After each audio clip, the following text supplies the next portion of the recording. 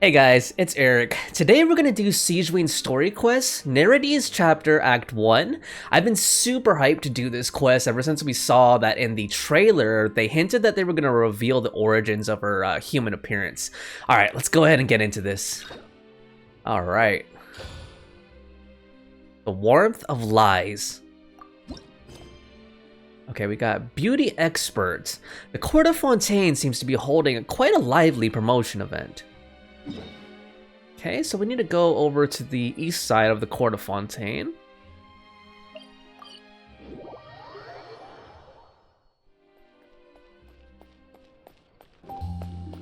Okay, so our mission is to take a look around the Court of Fontaine.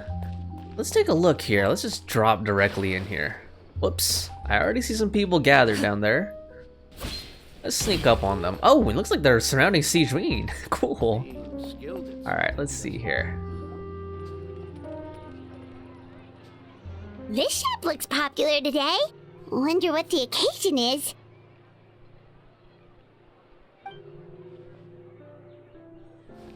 Butterfly Dew Cosmetics now on sale. Huh, looks like it. Are they gonna reveal Emily here? Oh, Sigewinne's here too. Oh, there she is. Oh my gosh, she's so adorable. Hey there, Sigewinne. What are the chances? It's been a while. Hello there, Traveler and Paimon. I hope you're keeping yourselves fit and healthy. You bet we are. So anyway, what are you doing here, Sigewinne? Paimon's flex is cute. The Duke insists I take regular vacations in the Court of Fontaine. This one just so happened to coincide with a promotion for a new skincare product, so I came over to take a look. I like to keep up with the latest industry developments when I can, to help me with my magazine articles. I didn't know she writes magazine articles. That's interesting. Wait, you write? For a magazine? Which one? Yeah, which magazine does she write for? It's called Beautés en Fleur, and it's run by the Fontaine Beauty Association. I've done lots of articles about skincare for them, using the pen name Maritime Flower. Okay. Oh, wow! You're a Maritime Flower? If Paimon's not mistaken, you're one of the leading figures in the Fontaine Beauty Association! Since when did you start reading beauty mags, Paimon? What's so weird about that? Everyone loves beauty! Does Paimon wear makeup? I mean, she has blush, I guess. I really like this role. The staff at cosmetics shops are always so polite. And as long as I wear a big smile on my face, Oh my gosh. I always get the best Oh customer my gosh, that service. wink. Okay, I think this might kill me with cuteness right here. Well, they sure don't want to make an enemy of the Maritime Flower. So what got you interested in beauty products, Sigewinne? How'd you become a leader in the beauty association? Obviously, it's because of Sigewinne's love for beauty. Still a leader of the Beauty Association? That's incredible. The truth is, I study this field because I cherish my own appearance. It has nothing to do with being beautiful or not. Interesting. Oh, the words of a master beautician defy comprehension! Oh, wait, you're saying that natural beauty is the highest form of beauty, right? Not really. Actually, Melusine aesthetics are very different from human ones. We don't view humans based on their appearance. What do you view them based on? If I had to describe our approach, I'd say Oh, it's based on cuteness. Oh gosh, okay, that's why she's oh my god. Wow, oh my goodness. I need a gif of that, you know, like an animated gif of that. That's adorable. Oh, really? Yep. Still, I really value my current appearance, and in the process of taking care of it, I've ended up learning quite a lot about skincare and stuff. It turns out, my knowledge and experience is pretty popular with beauty product lovers. It came as a big surprise to me, though. Is Melusine skin like human skin or are they furry? Or are they like kind of slimy, you know, like a marine mammal? Oh, Paimon gets it now. But speaking of your appearance, how come you look human anyway? Are you like only half-Melusine? Okay, I guess we're jumping right into what I was like wondering the most about, and people were saying like all kinds of freaky stuff, speculating on like why she looks partly human. But let's see what the actual reason is. Ooh, wait, sorry. That was probably really offensive, wasn't it? Oh my gosh, it's like Paimon just walking up to someone like, are you half dog or something? Or are you mixed? Right? It's like, oh my gosh. No, I don't mind. I'm not mixed, though. I made a decision to turn myself into this form a very long time ago. How? Also, like the way she mentioned it, she didn't seem surprised at the idea of a Melusine mixed with human. Can they mix? Like, oh god, I don't want to think about that. But so there are people who are furries out there. Okay, let's not go there. Let's keep going. If you're interested, I could tell you the story. Please. A shape-shifting story? Oh, heck yeah, of course we're interested. Oh my gosh. I wouldn't call it shape-shifting, Paimon. That makes her sound like a druid or something. Once upon a time. Alright, here we go. Long ago, humans rejected Melusines, and Melusines feared humans. There was one Melusine who became fascinated with human medicine, but no human wanted her help. And there was one girl who liked Melusines, so no humans would make friends with her. So, the Melusine became the girl's friend, and the girl became the Melusine's patient. Your checkup's all done. You're still in perfect health. Thank you, Dr. Melusine. That's Sigewinne, isn't it? In this game of doctor and patient, a friendship was born. Then, one day, the girl fell ill. The Melusine was the only doctor to arrive on time, but the adults sent her away. Scram! Melusines can't be trusted! Oh god, I hate that. So just because I'm not human, I can't save my best friend? Damn, this is In sad. desperation, the Melusine approached the frightening witch. She begged and begged until she got a reply. If you take this potion, concocted of sin, Oh shoot. you will gain a human face and grow human limbs. It's giving me But chills, then- honestly. You will lose everything that attracted this friend of yours to you in the first place. Can you accept that? Oh The no. Melusine did not hesitate for very long.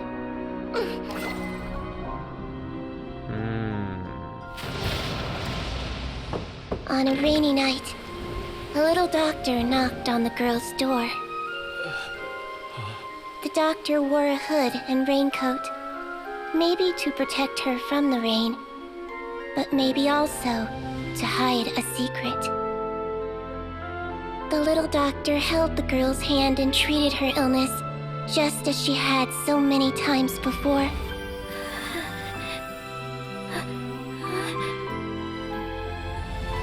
Dawn came, and the little girl's condition improved. But the little doctor was long gone, for she knew her friend would never recognize her again.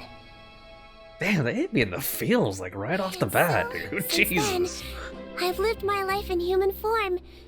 Most people who know me just think I was born this way. Okay. So will we find out more about the witch? God, they just went right into the reveal. Like, we barely started this quest. I thought it was gonna be like a slow build-up, like with some of the other quests, you know, like Arlecchino, like, you don't really find out all about her backstory until, like, closer to the end. Here, they just, like, dropped it on us. Which I'm not mad, but, like, that was a lot to take in at one time.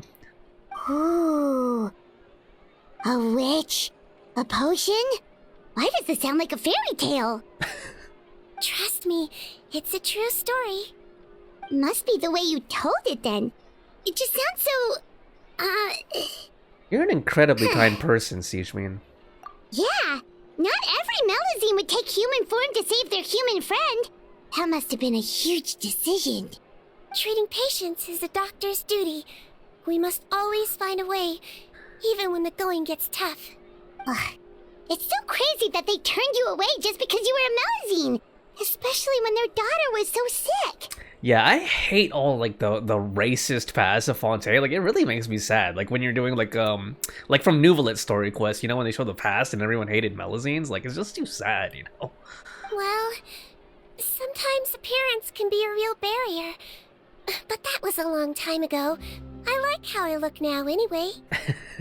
I run too! You're super cute this way. Agreed. Attention customers! Thank you all for waiting. Now, on behalf of our skincare partner, I'm delighted to announce that our exciting new product is now officially on sale. Okay, what's the new product? Kalzani? Kalkani? How do you say that name? Kalani? Kalsani? Okay, I'll just go. Wow, there we go. Let's have a look, shall we?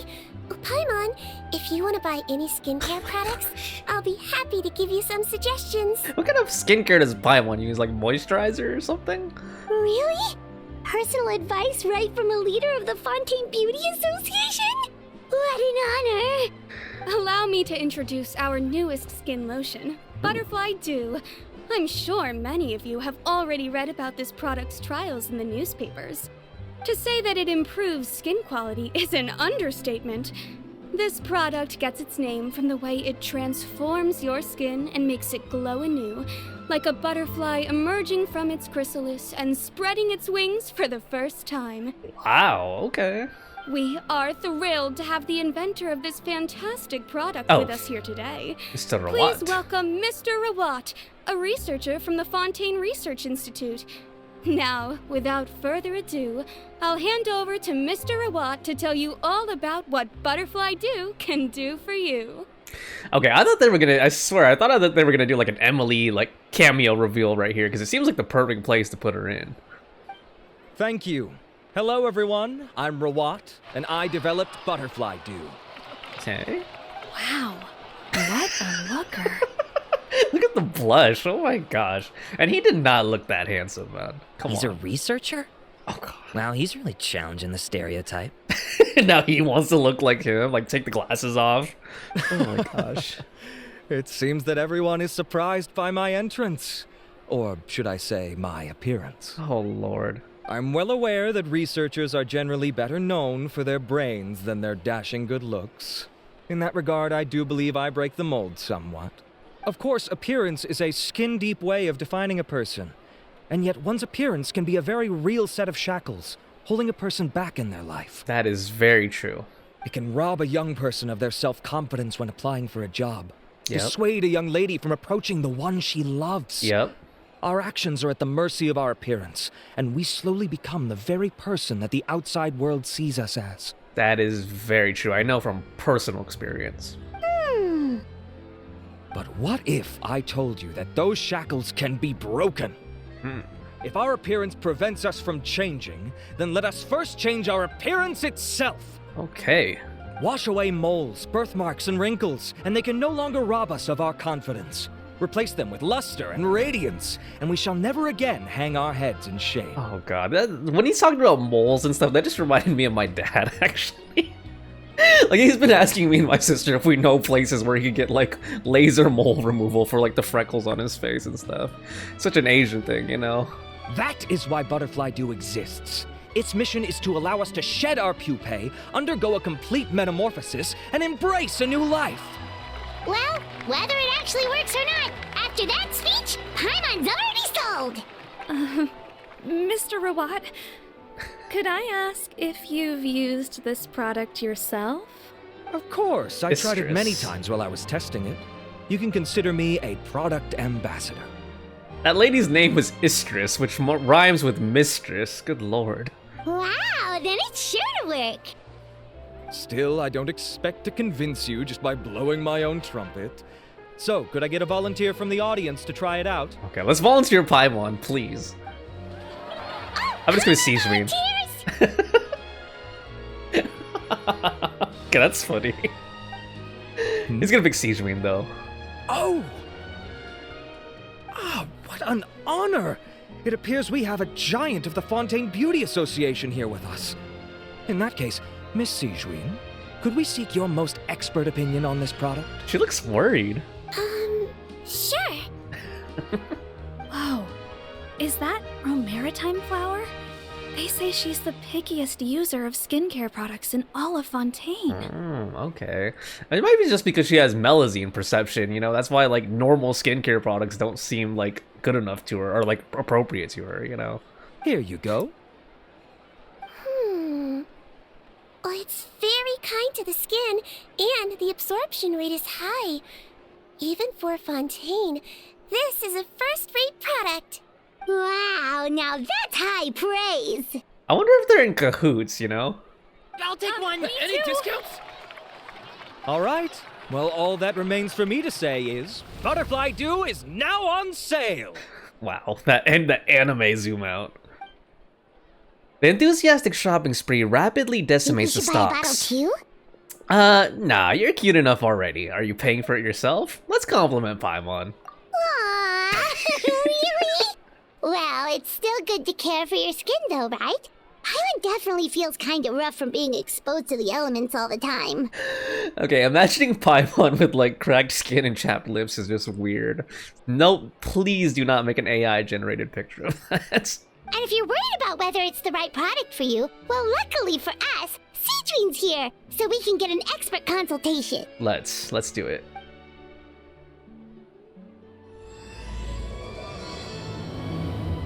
Alright, there we go, guys. The warmth of lies. I was waiting for that, by the way.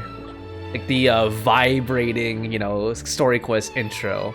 Let's talk to these NPCs first. Alright, so we got Anais. Ooh, she kinda thick. Aw, I wish I'd saved up my pocket money. Oh. That's what credit cards are for. Okay, how do you say this person's name? Kalsagni, Kalkani. I don't know. Stocks are running low, so purchase soon to avoid disappointment. Okay. Kalsani, I don't know. I have no idea. I should look that up. How do you say that name? Okay, Istris, the mistress. I was looking to switch up my skincare routine anyway. I'm gonna try this out as soon as I get home tonight. You do that. You do that, homegirl. Alright, she was choosing on Rawat, man. She was feeling him. Alright, this guy, he wants to become a stud like Rawat. He's like, hold up, I want to get all these ladies. Let's see here. Aralak. I'm buying for a friend, but I just want to check. This is designed for both women and men, right? Jeez, yes. Oh man, okay, that's funny. Alright, let's see what these guys have to say. Sigewinne and Rawat. Hold on.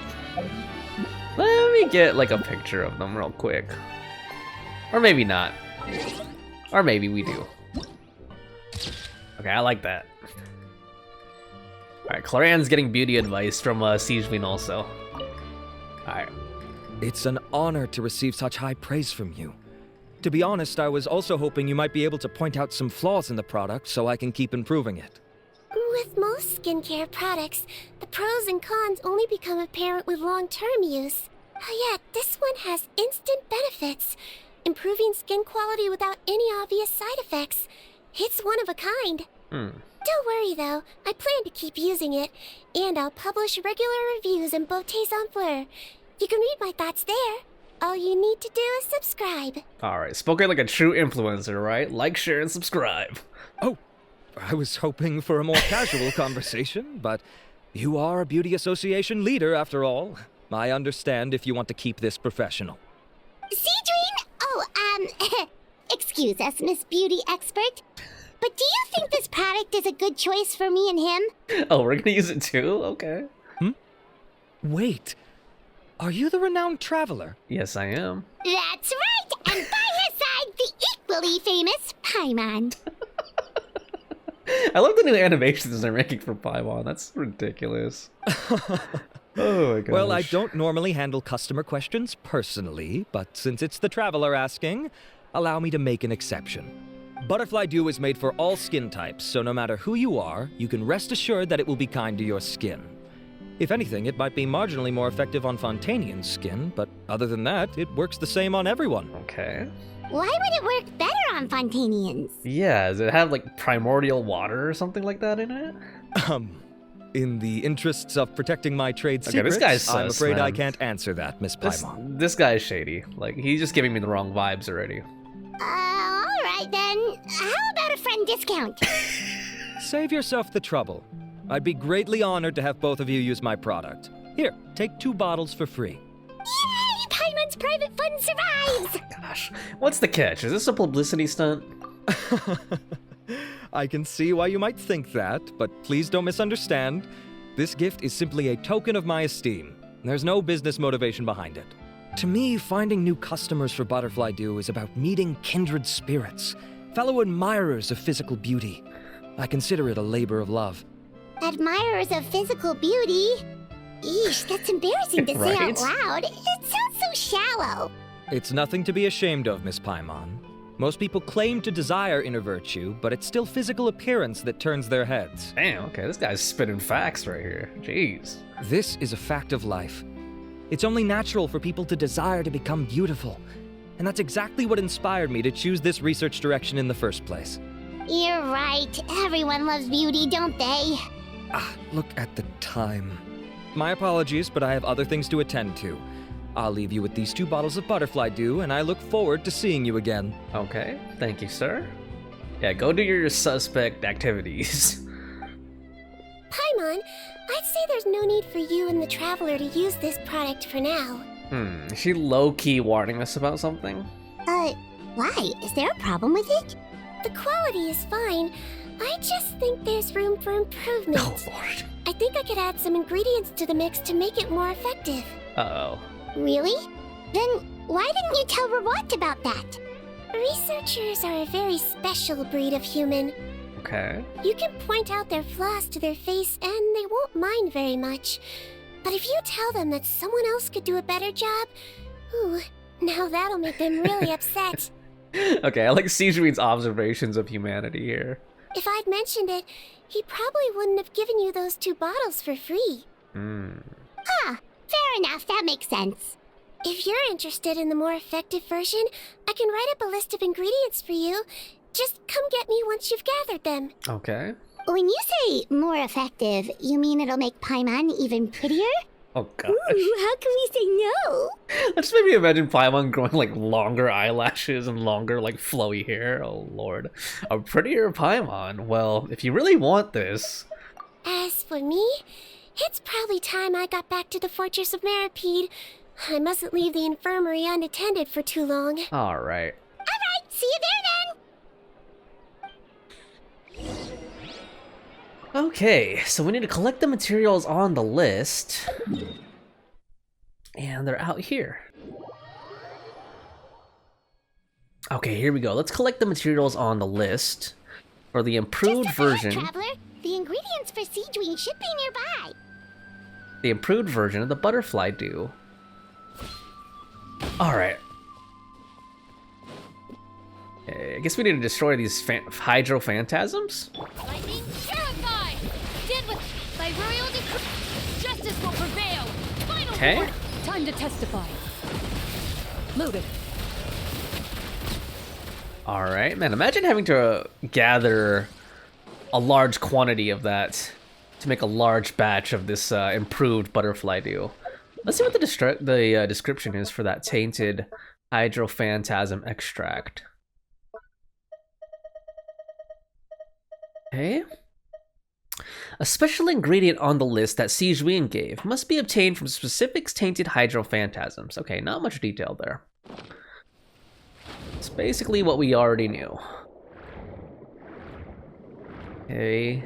I can't wait to get Sigewinne and take advantage of her underwater exploration kit, you know? Alright, so I guess I need to defeat that guy too. This crab. What do we need from him? Shell? Okay. Boom. Hit your underside, boy. Okay, hit me again so I can hit you back. Hit me again. Ah. Take it too long. There we go. That's everything. Let's head to the Fortress of Meropide. Man, that was a lot of echo. Okay, so what is this one? What was that called? It was concentrated something. Concentrated transoceanic pearl. A special ingredient on the list Sigewinne gave. Must be obtained from specific phantom or aberrants. Okay, again, not a very descriptive description. Okay. Alright, let's head over to Meropide and hand over these special ingredients. Okay, yeah, that one.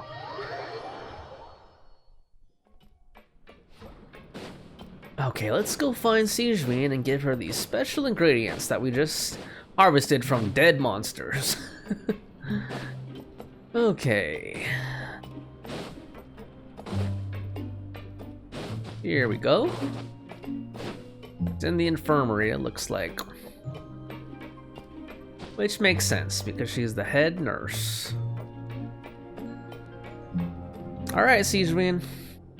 Whoa, the infirmary is packed. Oh, Risley's here. Please, you have to believe me. I saw it with my own eyes last night. Another me! He looked exactly like me. What? Got it, okay. I've written down everything you told me. Now, I have a few tests to run. Take a deep breath, and don't worry, it's nothing to be nervous about. First, which finger am I holding up? Your index finger, but I'm telling you, my mental state is fine.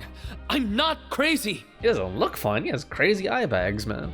Very good. Now, on to the next. Hey there, Your Grace. It's been a while, huh? Ah, it's you two. Indeed it has. I would offer you some tea, but I'm afraid the timing is unfortunate. Duty calls. No worries. Actually, we were looking for Sigewinne. Do you, know what all of this is about? This inmate came running to the guards in a panic, claiming to have seen his exact doppelganger. A doppelganger? Doesn't that just mean someone else kinda looks like him? And that's what I thought when the report first reached my desk. But we've inspected our records. No one even vaguely resembles him. Even though there's like a dozen NPCs that look similar. Considering how certain he is of what he saw, I can only surmise that he's having some mental issues. So I brought him for a medical evaluation. Alright, very good. Take a sip of water and rest for a bit. Evaluation complete. I couldn't find any symptoms pointing to a physical condition. I see. So do you still believe there's more likely to be an issue with his mind than his body? I have to assume so for now. Psychological issues are more difficult to detect. At this stage, we can at least confirm that he is in command of his cognitive faculties. Okay. The rumor mill will go crazy if word of this gets out. Guards, take him to the ward for a period of observation. The Maruchausee Phantom has requested my cooperation on a case, otherwise I'd deal with this myself. Sorry for the trouble, head nurse, but I'll have to leave this to you. No problem. No problem, Your Grace. I'll add him to my observation list. By the way, we have a couple of guests here who've made the trip just to see you. I imagine it must be important. You probably won't need to add them to your observation list, though. Oh, Traveler, Paimon, it's you. Hey there, Sigewinne! It's actually not that important, but... I'll be in my office if you desperately need me. Goodbye for now. Yes, please leave so that we can tell her we just came here to give her cosmetics ingredients. Okay, bye-bye! Bye-bye. Alright, he's gone. So, Sigewinne... Would you mind waiting for just a moment? I have another patient to see. Just find an empty bed and take a seat. I won't be long. Sure, no problem. Oh, sure. Sigewinne, we've brought him. And he seems to have taken a turn for the worse again. Okay, don't panic. Let's start by sitting him down here. Paimon had no idea how busy it can get for Sigewinne. Maybe now's not the time to ask for her help with skincare. Patience, Paimon. She'll help us. We just need to wait. In the meantime, we could offer to help Sigewinne. Yeah, let's offer to help her. Good point. Besides, it might actually be interesting to observe her at work. Well, this could hurt, so I suggest you take a deep breath first. Okay, is she gonna rip the patch off of his eye? Did his face melt? What happened to him? It's anyone's guess. His face melted off shortly after arriving at the fortress. But since he's a serious offender, he can't be allowed out for medical treatment. Best we can do for now is ask the head nurse to give him something to manage the symptoms. I wish they had shown us the NPC's face. You know, like actually designed a melted version of his face and shown us. Oh, this is gonna be awkward. We still need to bring him to the Maruchausee Phantom for questioning. What if he scares them half to death? Will that be our fault? The Maruchausee Phantom? Does this have something to do with the case Risley's dealing with? Yep, it was a huge case. They bagged a few dozen crooks in one fell swoop. And this guy's the baddest apple of the bunch. He harmed countless people. And now, it looks like it's all finally catching up with him. Wonder if these guys are stealing people's faces, you know, to commit thefts and like, you know, scams and whatnot. You done gawking? Ooh, damn. It looks like he has a nose still from this angle, and I saw him blink too. Not yet. I need to check the severity of your ulcers to decide the right dosage. Oh, okay, they closed up. This doesn't look melted. Don't worry. We Melusines have a very different sense of aesthetics from humans. To me, He just looks like a little kitty with slightly scruffy fur, but still just as cute. Oh my gosh. That'd really piss him off even more. Don't patronize me. Do I look like a kid to you? Just give me the meds and let me out of here. Oh my I already gosh. missed myself. Sigewinne. Hey, lose the attitude. Yeah. You dare talk back to our head nurse like that Yeah. again? Your days are numbered. Alright, Odilon's my boy, man. He's the homie, dude. Oh, it's fine. Okay, I'm going to apply the medication now. Tell me if it hurts, alright? Look how nice Sigewinne's being. And he still talks to her like that? What a nasty piece of work. Can I leave now? Wow, not a peep. Oh, what a brave little guy. I wonder if she's doing that intentionally, like to piss him off even more so that he like reveals a key piece of information or something. Thank you, Sigewinne. And I apologize for the trouble. So, Traveler, Paimon, did you bring the ingredients? Yes, we did. We did, but we don't want to interfere or anything. You're busy saving lives here. Oh, don't be silly. I agreed to it, didn't I? Just hand me the ingredients, and I'll make some time to whip it into the improved version for you. Take a rest here if you want. Or, if you're not tired, I hear they're holding a new pancreation tournament in the administration area. Okay, I could go for a round of pancreation. Or alternatively, is there anything we could help you with, Sigewinne? Take it as a token of our gratitude.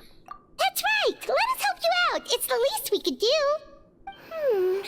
Good point. Kind-hearted humans start to develop guilt if they accept free help from others. Don't worry, I'll take a look at my schedule. I'm sure I can find something to treat this condition. I gotta warn you though, it'll be tiring work. So I suggest you take a break first, then come back and see me when you're ready. I like all of Sigewinne's astute observations about human behavior, you know? Like, it's all very analytical and, like, you know, based on, like, book knowledge, you know? We're ready, Sigewinne! What's our first mission? I found the perfect job for the Traveler. First, I'd like you to lie down in this bed. Okay. And then what? Is she gonna do surgery on me or something? What for? I need you to pretend to be sick. Okay, we've done that before for her, right? What? Oh, is it that difficult? I thought you did a pretty good job last time. Oh, so you knew. I sure did. He was way more interesting than the usual malingering inmates, and you played along very well, Paimon. I observed you two for quite a while after that. Well, this is awkward. But why do you need us to do it again now? No time to explain. My next patient will be here any second. Please just do as I say. You can, pretend like you've got a nasty headache, and throw in some dry heaving for good measure. Okay, we'll do that, Sigewinne. Okay.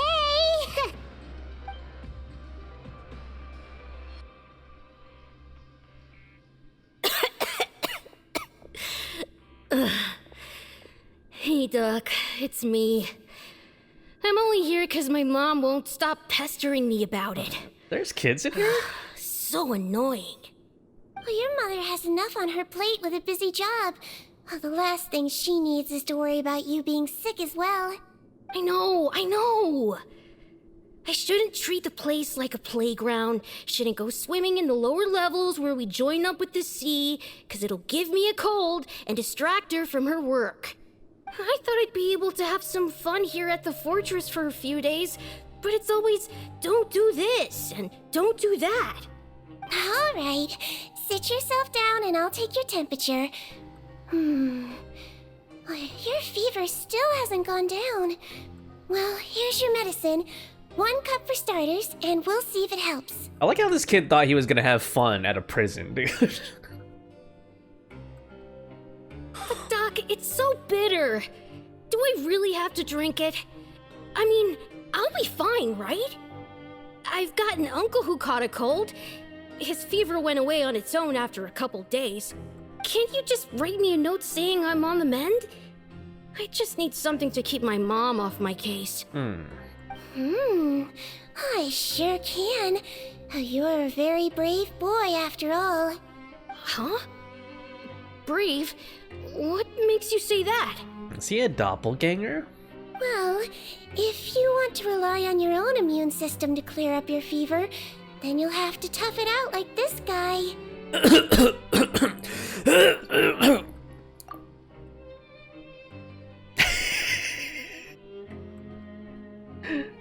Hang in there, traveler! Are you gonna puke? Paimon can get you a paper bag! Oh, man. Huh? As long as you're tough enough to get through the nausea and dizziness caused by the high fever, you'll be right as rain after just a few days rest. And if I'm not tough enough? Oh, shoot. Oh, Hey, crap. hey! Wake up! Wake up! That was kind of scary. Put it this way, at least you'll never have to see the doctor again, right? I think maybe I'll take that medicine after all, if that's okay. Sigewinne just scared this dude. Oh, of course. Here, it's still warm. It's so bitter. Damn. What kind of medicine was that? All done. Great job, you two. That kid really doesn't know what's good for him. His mother's a guard here. She's been working okay. back-to-back shifts lately, but unfortunately his father's away on a business trip right now. She had no choice but to bring her son here for the time being. So that's why. Okay, I thought he was a prisoner at first. I'm like, why do they have kids in prison here? He was quite happy at first. He seemed to think that the Fortress of Meropide would be all fun and games. Nope. So you made us put on that act just to scare a kid into taking his medicine? That's a pretty sneaky trick.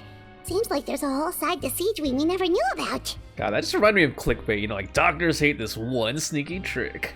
It's a technique I learned from my teacher. Who is her teacher? Oh, you had a teacher? Was she a Melusine doctor too? She was human. She passed away a long time ago. Oh, sorry. No, it's fine. I really liked my teacher, so it's always nice when I get to talk about her with other people. She was a traveling doctor, and since she didn't have a clinic, she'd go out and visit her patients wherever they were. Dealing with the badly behaved ones was her specialty. She used to say, if you can scare the little brats into taking their medicine, you won't have to hear them wailing and screeching when their condition gets worse. Huh, she sounds like a pretty strict teacher. Strict? That's not how my teacher saw it. She thought of herself as terrifying to kids. Strange way for a doctor to describe themselves. Now Paimon's curious to know what she looked like. Yeah, what does she look like? As it happens, I actually have a picture of her. Okay, show us, Sigewinne. Oh, damn, okay. She looks real serious. Oh, wow, yeah, okay, that'll terrify the kids. She could use some butterfly dew. Yep. All the children she treated thought she was a witch. Why does it almost sound like you're envious of her? Oh, because I am. If she was here, all the children would take their medicine without any need for tricks. Okay, I have a feeling she's the witch that gave her the potion to make her look human. A doctor who looks like a witch. True, they wouldn't dare try anything funny with her around. Oh, me, on the other hand, it's hopeless. Children aren't afraid of me at all. That's actually a good thing, you know? Oh, my next patient should be arriving now. Would you mind lending me a hand again? Sure, what do we need to do this time? Sure thing! On to the next mission! A dozen or so patients later, Sigewinne is finally done with work for the day. Is it nighttime already? That flew by. You really have a busy job, Sigewinne. Well, thanks to you two, it was much easier today. Aww. Glad we could help. Should we get some rest? It's getting pretty late. Oh, there is one last thing. I have to keep it confidential, so I usually leave it till after everyone's clocked out. Okay. Confidential? Are you sure you can tell us? Oh, it's fine. You're not living here anymore, so it's okay if you know. All it is I have to prepare some ingredients to make healthy meals with. Oh gosh, here we go. Purple meat. Wait, you mean those healthy meals? The ones that magically appear on the third day? My patients refuse to eat any healthy meals I prepare in front of them, so I have to prep the ingredients in secret, then let the chef at the coupon cafeteria handle the rest. Okay, I am curious what she puts into these meals, though. Considering even the chef's version makes people uneasy, it really makes you wonder what's in it. You want to find out? I can teach you how to make it. That way, if you ever suffer from exhaustion on your future travels, you can prepare a healthy meal for yourself. It's really good for you, you know. Okay, I hope this is an actual recipe that we can cook. Sure? Guess we can help out one more time. The ingredients are ready. Now, put them on the table and add them in the order I tell you. Okay. First, we add this special slime condensate, stir it thoroughly, then pour it in. See that? It adds elasticity. It looks just like tasty jelly, doesn't it? Okay, the sound effects making this seem grosser. Okay. Yeah, it really does. Until you remember it's slime condensate. Okay, doesn't Paimon enjoy eating slimes? Next up, xenochromatic crystals. You want to crush them up into a fine powder, like powdered sugar. Okay. Wait, are those from Phantom or Aberrants? Are you sure they're edible? Finally, we'll need some high-protein meat. Frogs are an excellent choice. You just need to clean their innards, and then you're left with some lovely, tender meat. Okay, I heard, you know, the stereotype is like in France that they actually like frog legs, you know? It's one of the cultures that actually enjoys eating frogs. Oh, Lord. Oh! Frogs. And we're done. All that's left now is to pack them into lunch boxes and hand them to Wolsey. So, slimy frog legs with xenochromatic crystals crushed and coating them. That sounds kind of gross texturally, honestly. Like slime with like the crystals. I mean, she described it as being like coated with sugar, but those probably remind me of like, you know, seashells or something like that. Yesterday in the production zone, I noticed an inmate who's been working for 2 days straight. Oh, that Lord. means it's a healthy meal for him tomorrow. I feel sorry for this guy. Sigewinne really does have the inmate's best interests at heart. Alright, lesson is never overwork yourself, guys. Alright, here we go. Let's eat nasty health food to recover. Okay, let's go to Wolsey, our favorite chef. Wolsey. I'm actually having a Cockney accent. That wasn't even a Cockney accent, that was like a bad Australian accent. Wolsey. Okay, here we go. There's Wolsey. Ah, head nurse. Got some extras for me? Just the one today. The serial number's on the lid. Sounds good. I'll make sure it gets delivered. Okay, he looks way too happy to deliver that food. Sounds like they're talking in code. Thanks for your help. Oh, it's no trouble at all. I only wish I could do more. You work so hard for all our sakes. I'd happily lose a little sleep if it meant helping you out. Okay, he's sucking up a little too much. That won't do. If you reduce your sleeping hours any further, your health will start to suffer. And then you have to eat the nasty food. All right. Nurse's orders. I'll do as I'm told. But you take care of yourself too.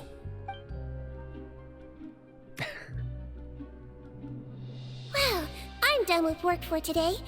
Thanks for helping out, you two. No problem. Seems like the guards and staff here have a lot of respect for you, Sigewinne. In just one day of helping you with your work, it feels like we've done a lot for the fortress. Head nurse, please, wait. I'm sorry to disturb you this late at night, but I think you'll agree. This is urgent. Okay, just relax and catch your breath. What's the matter? The guard at the observation ward, Odilon, he told me to pass on a message to you.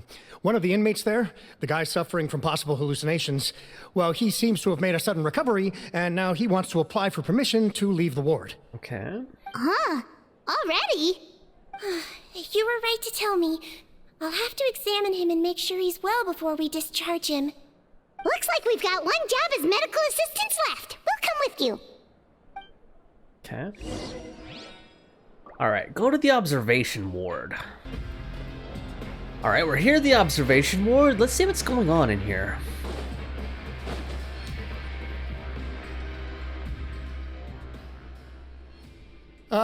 Head nurse, you're finally here. I'm so sorry for all the trouble I've caused you, but I believe I've now made a full recovery. Okay. After giving it some thought, I'm sure that I was probably just seeing things. Stress-related, I imagine. I'd been working long hours, so I definitely wasn't in the best state of mind. I totally understand. Still, I have to give you an examination before I can discharge you, okay? So, take a deep breath and don't be nervous. It'll be the exact same procedure as we did this morning. Again, so sorry. I was in such a state this morning, I barely recall anything. Would you mind taking me through it again? Oh, not at all. It's a lot to remember. First up, we have a little cognitive test.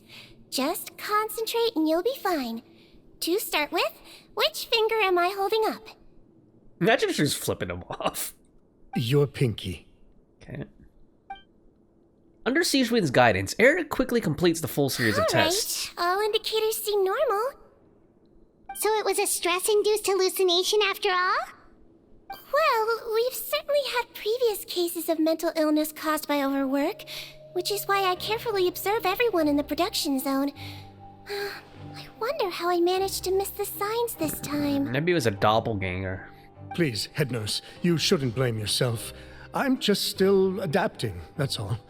Pushed myself too hard, and I guess I couldn't take it. Thanks for looking after me. I'll be as good as new after a good night's sleep. And if you can give me the okay, I know I'll sleep better back in my good old dorm. It can be difficult to relax in an unfamiliar environment. Alright then, you can leave the ward. I suggest you take 2 days off to focus on your recovery. I'll take you off the observation list for now, so you're officially discharged. Great. I can't thank you enough, head nurse. Mr. Odilon, could you escort him back? Mr. Odilon.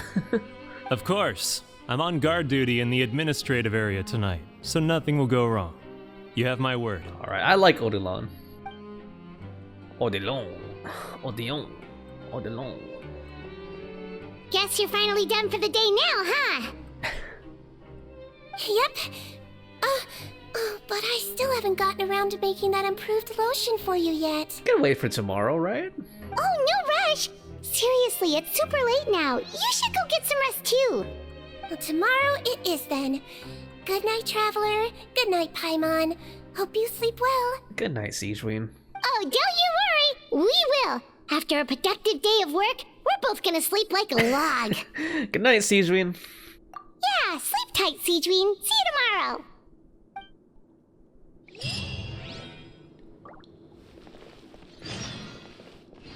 Okay, switcheroo. Wait until morning the next day. Okay, here we go. Alright. Paimon really did sleep like a log. Let's go find Sigewinne. Alright, let's do that, Paimon. Okay, is this the infirmary? Who's that goon right there with the eye patch? Rosolino. The Goomba right there. Alright, let's see here. Oh, a lot of people in here. Whoa, how is the infirmary even busier than yesterday? Good morning, Traveler and Paimon.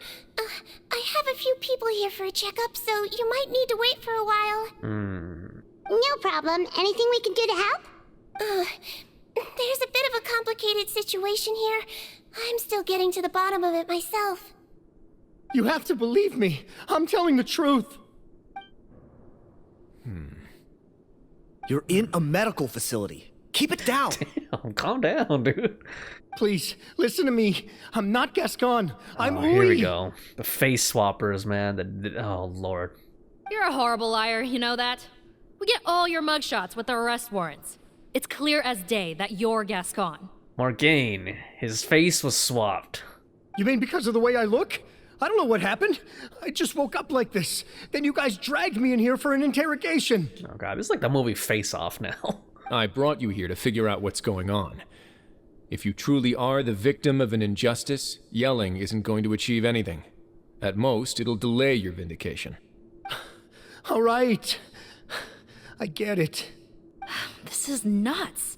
Yesterday's interrogations went fine, and now this. I guess it changes their voice too. Morning, morning, Your Grace. What's going on? And their body? Remember the case I mentioned yesterday? The one brought to me by the Maruchausee Phantom? Well, we've been questioning the inmates involved this morning. Every single one of them is claiming mistaken identity. Huh. That's even weirder than what that guy was saying yesterday. Mm-hmm. The thing is, none of them have been able to provide any evidence whatsoever to support their claims. Questioning them further got us nowhere, so for now, we've brought them to the infirmary. And we thought yesterday was as busy as it got for Sigewinne. We've compiled their statements. Have a look. Perhaps there's something we missed. Oh god, are we gonna go into investigation mode? Okay, criminal's testimony, Poton. Who's this Poton? I'm Honor. Honore. I had applied to go out and see a doctor, but when I woke up, I was in another cell. Unbelievable. Gascon. I'm not Gascon, I'm Jules. Today should have been the final day of my sentence, so I should have gone free. What gives? Henri. I'm Eric. Why does stuff like this always happen to me? Now there's no way my release papers are getting squared away today. Lazare. My name is Odilon. I'm a guard. I think I was attacked. This isn't me at all. Oh gosh, even the guards are getting swamped? Wait. Release? Interesting. The inmates they spoke of in their statements appear to all be due for release today. I noticed that too. If that's their plan, they're underestimating us a little. Every serious offender claims that there's someone else who just so happens to be due for release today. And they're expecting us to go along with that. All the more reason to be cautious. Lumberzar, check the release list for today and make sure no one gets processed. We're gonna need an excuse, though. Just say we're out of forms, and that we're furiously printing more as we speak. Furiously printing forms. I'm on it. Alright, Lumberzar. It's conceivable that our group of serious offenders somehow found a way to switch places with inmates who are about to be released, so they can walk out right under our noses. We did consider that possibility. But I mean, just look at them. They match the warrants, period. How could there have been a switch? Only if they're dead ringers for the inmates due for release, I suppose. I gave you that name list yesterday to assist in your investigation. Did that help? Yes, the inmates' mugshots were attached to the list. The first thing I did was check for lookalikes, and I didn't find any. Are her eyebrows permanently angry? The only other thing that stands out to me is that their voices sound a little different today. But it's not exactly hard to put on a fake voice. Yep, that's what I was mentioning a while ago. Like, does it change their voice too? Oh, really? What does our head nurse make of all of this? Give me a moment. I think I have a way to confirm whether there's been a switch. I know, it's not time to change your dressing yet, but please bear with me. Okay. Is she gonna look for tattoos or something? Huh? Isn't that the guy from yesterday? Uh-oh. This should be Honore. He has very severe facial ulcers, which require an operation in the hospital at the Court of Fontaine. I authorized him to leave the fortress for medical treatment under guarded escort. Yes, like I told you. I'm not Potton. I'm Honore. Potton, okay. So there has been a swap. Well, I can see what happened in Potton's case, but how do you explain the other inmates? You're not telling me their souls switched bodies, are you? No, I believe it was their faces that got switched. The method is a bit like replacing a tooth. Take the bad tooth out, put a false one in. And actually, I think I can prove it to you. Traveler, Paimon, do you remember Eric from the other day? Yeah, sure do. And my name is Eric as well. Then you can be my witnesses. To start with, please fetch the inmate who claims to be Eric. Okay. Oh gosh. Find the suspect who claims to be Eric. Okay, Lord. Alright, we have the criminal's testimony. I think that was a thing that we read already a while ago, though, but let's take a look here. Okay, so Henri is the one claiming to be Eric, okay.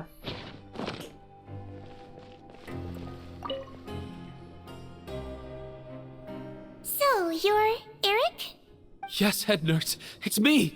You do believe me, right? I need to do another examination on you. Same procedure as yesterday. All right, it's the cognition test first, right? So I need to concentrate. Now, try to recall if you can. The last time we did this test, which finger did I hold up? Okay, it seems like you could fail this easily, though, right? Like, if you just have a bad memory. I believe it was your index finger. But that means... There's two Erics. It wasn't the same person. Huh? Well, I'm also Eric, so there's 3 Erics. So basically, last night the Eric who said he saw another him suddenly recovered and applied to leave the observation ward. Sigewinne did another test before letting him leave, but that time she held up her pinky finger. Huh? I don't know about any test last night. There was nothing to do in the observation ward, so I went straight to bed. Then I somehow woke up in a high-security cell. Well, in that case, there is a reasonable explanation for the strange events of the past 2 days. So, what exactly happened? The gang of serious offenders wanted to break out of prison, so they identified a group of scapegoats, namely inmates whose terms were almost up, and planned to switch appearances with them. Last night, when Odilon was on duty, they ambushed him and had one of their group switch appearances with him using their face-swapping method. That allowed them to avoid scrutiny from the other guards. Then, once all the other inmates were asleep, Odilon spent his night shift carrying out the remainder of their switcheroo plan. However, they made one mistake. Henri changed his appearance to match Eric's earlier than he should have done, and ended up being spotted by the real Eric. Okay. Real Eric came to the guards for help, but we didn't know then what we know now. So we put it down to hallucination and sent him to the observation ward. However, since one of the gang members was posing as a guard, they simply changed real Eric's appearance and had their Eric take his place, muddying the waters even further. Right, because I put Eric on the observation list by then, and no inmates on that list can be processed for departure until I've discharged them. Right. Hence why the imposters had to pull that little stunt to get fake Eric off the list. Yeah, it all makes sense now! The Duke cracked the case! Well, I can't fault the reasoning. But I'm afraid that we ruled out the possibility of face switching very early on in this process. Criminals altering their facial appearance to commit crimes is nothing new. In fact, one of the explicit duties of the Melusines in the Maruchausee Phantom is to identify criminals in disguise. We carefully examined all the suspects, and there is no evidence that any means of disguise were used in this case. Huh. Well then, how do we explain all this? So far, it seems more likely that the gang stole documentation belonging to the inmates due for release, and are using that to commit identity fraud. Actually, there is a potion that can completely change someone's appearance. If they use that, even a Melusine wouldn't be able to detect it. A shape-shifting potion? Oh, maybe that's what butterfly dew is. Forgive me, head nurse, but this is the first time I'm hearing about it. If such a potion truly existed, it would jeopardize our entire investigative process at the Maruchausee Phantom. Are you certain of this? Well, we know Sigewinne had a shape-shifting potion. Yes, I am. But... Please, trust me in my professional opinion as an experienced clinician. At the same time, without any solid evidence, it's pure speculation. If we can round up all the inmates suspected of switching places, then have a little talk with both sides, we might just get our answer. Yep, let's do that. Alright, let's do that. Okay. Well, it was our negligence that meant we had to come and conduct these post-internment interrogations. And I know it's put you out. We'll do it your way. Your Grace, bad news. I paused the releases like you asked, but we were too late. A bunch of people already got processed 2 hours ago. Oh, man. I checked the list, and sure enough, it's all the people who gave statements. 2 hours ago? That's before today's interrogations began. They had this all planned out. So there really was a switch after all. They really pulled the wool over our eyes on this one. We should be able to catch up with them if we leave now, right? Mm-hmm. Not if that potion is real. They can just switch Right. faces again after leaving the fortress. And if the Maruchausee's Melusines can't even spot them, we wouldn't know where to start searching. Yikes! So we're at a complete dead end!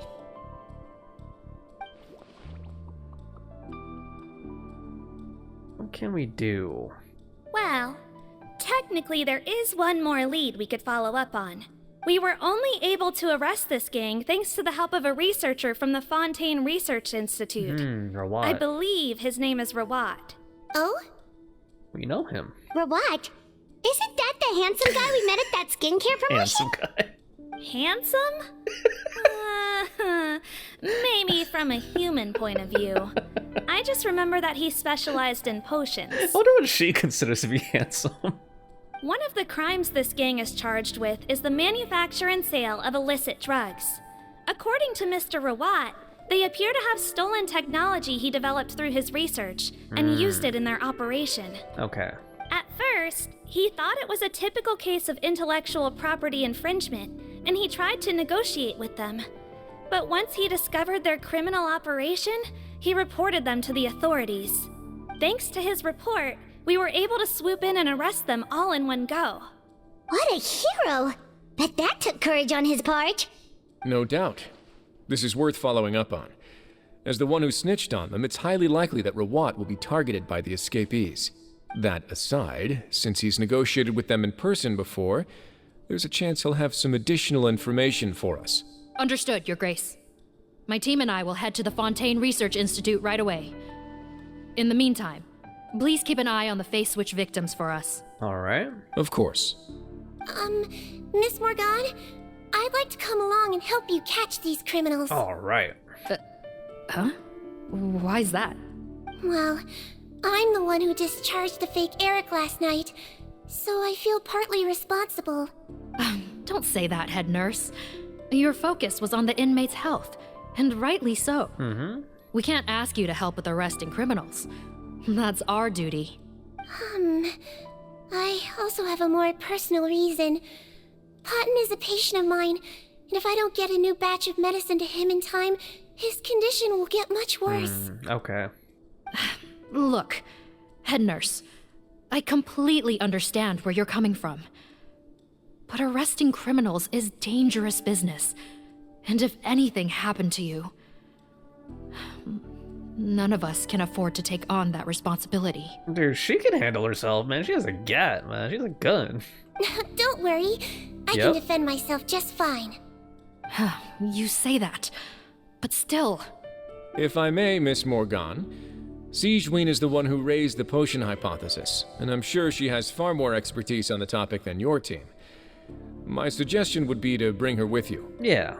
And if you really are worried for her safety, then... we could be her bodyguards. Yep. Paimon and I are coming along anyway. Ah, there you go, right on cue. Knew I could count on you. Okay. Well, since this plan has the Duke's blessing, far be it from me to refuse. We should head off immediately. Time is of the essence. Got the Duke's blessing. Duke of Earl, man. Duke Togo. Duke Sanada. Okay, let's see here. Gotta go to the Research Institute, which has a conveniently placed teleporting waypoint right by it. Alright, here we go, our old friend here. I think. Greetings. Oh, no, it's not.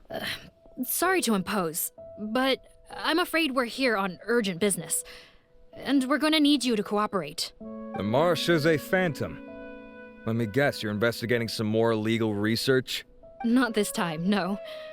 We're looking for a researcher. Do you know where we might find Mr. Rawat?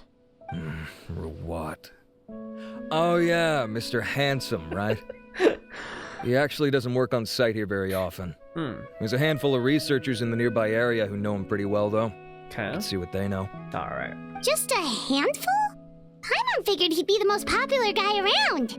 Well, I guess you could say he's popular, at least on a superficial level. He's blessed with good looks, so he tends to make a good first impression on people. He looks maxed. But in all his time here at the Fontaine Research Institute, I don't think he's ever had a single deep conversation about his research with his peers. That's no way to make real friends around here. Can't fake people skills, though.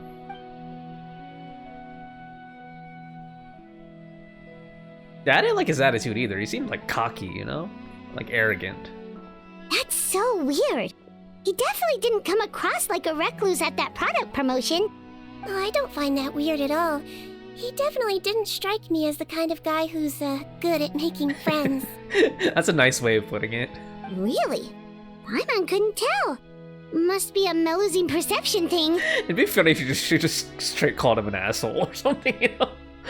Oh, Lord. Okay, we should talk with his acquaintances. But we also need to check the Research Institute for any clues. Let's split up. It'll save us some time. We'll do that, Morgan. Sure thing. We'll go ask around among the other researchers with Sigewinne. Paimon's suddenly kind of curious to know what everyone really thinks of him. Alright. Probably think he's a douchebag. Alright, let's see here. Who do we start with? Alright, we've got... not him. Here we go. This lady with a braid, Audrey. The bird lady. Excuse us, are you Audrey? That's me. What is it? Are you close friends with Rawat? We're trying to find out where he is. Close friends? You mean because I told him I had feelings for him once? Uh-oh.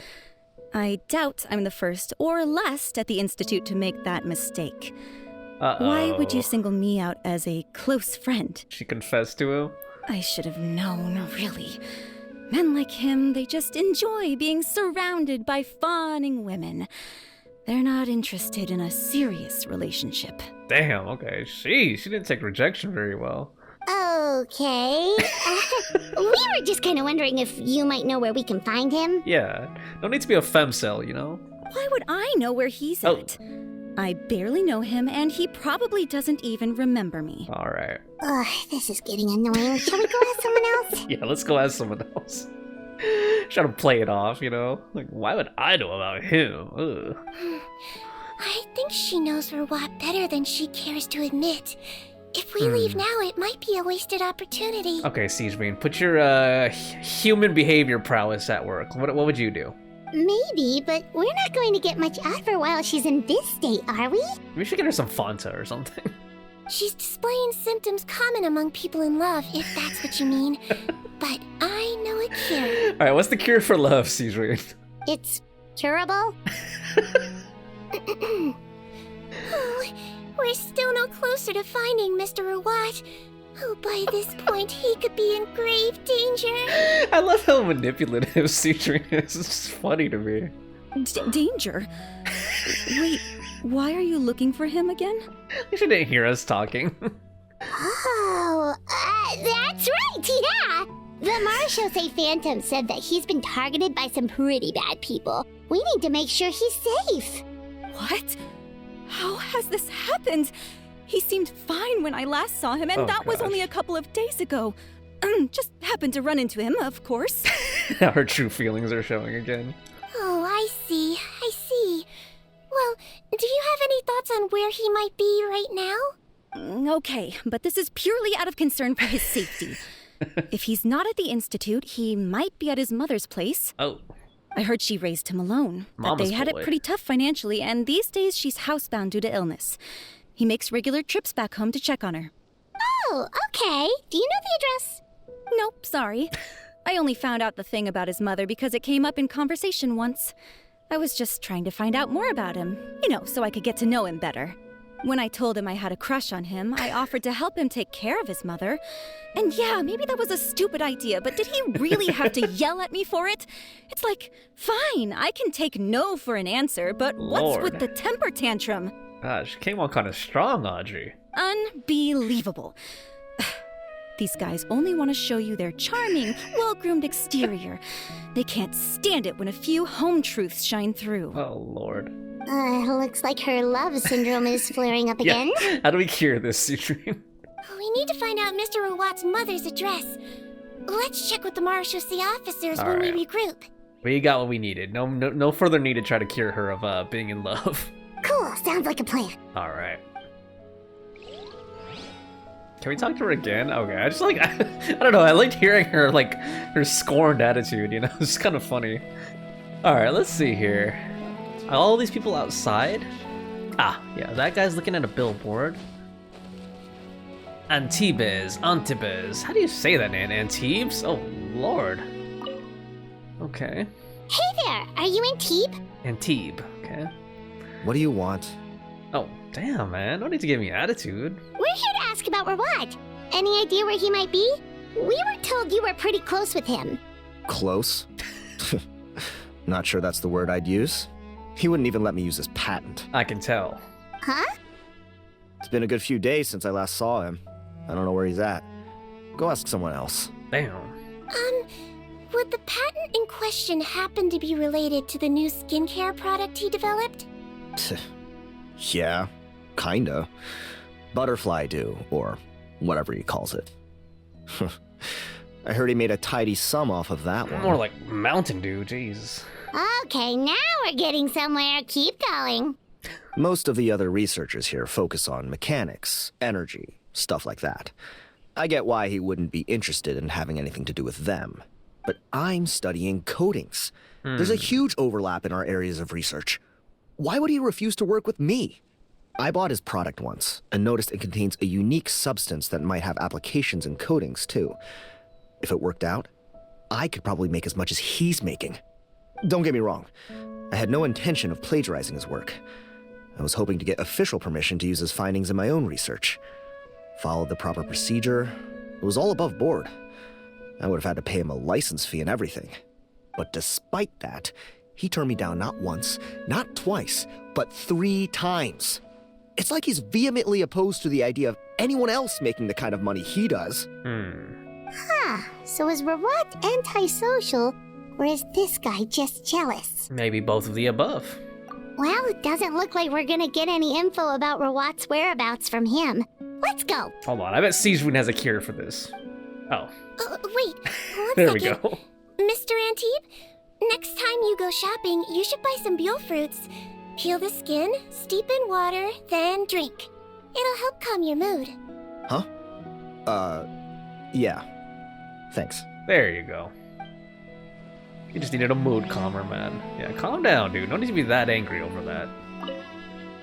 Gonna have to cut this chat short. I have a patent application to write. Okay, sorry. Alright, you go write that patent application. Let's, go to the last person. Where are they? They're down there somewhere. There they are. Yeah. Taking photographs. Of what? Bertram.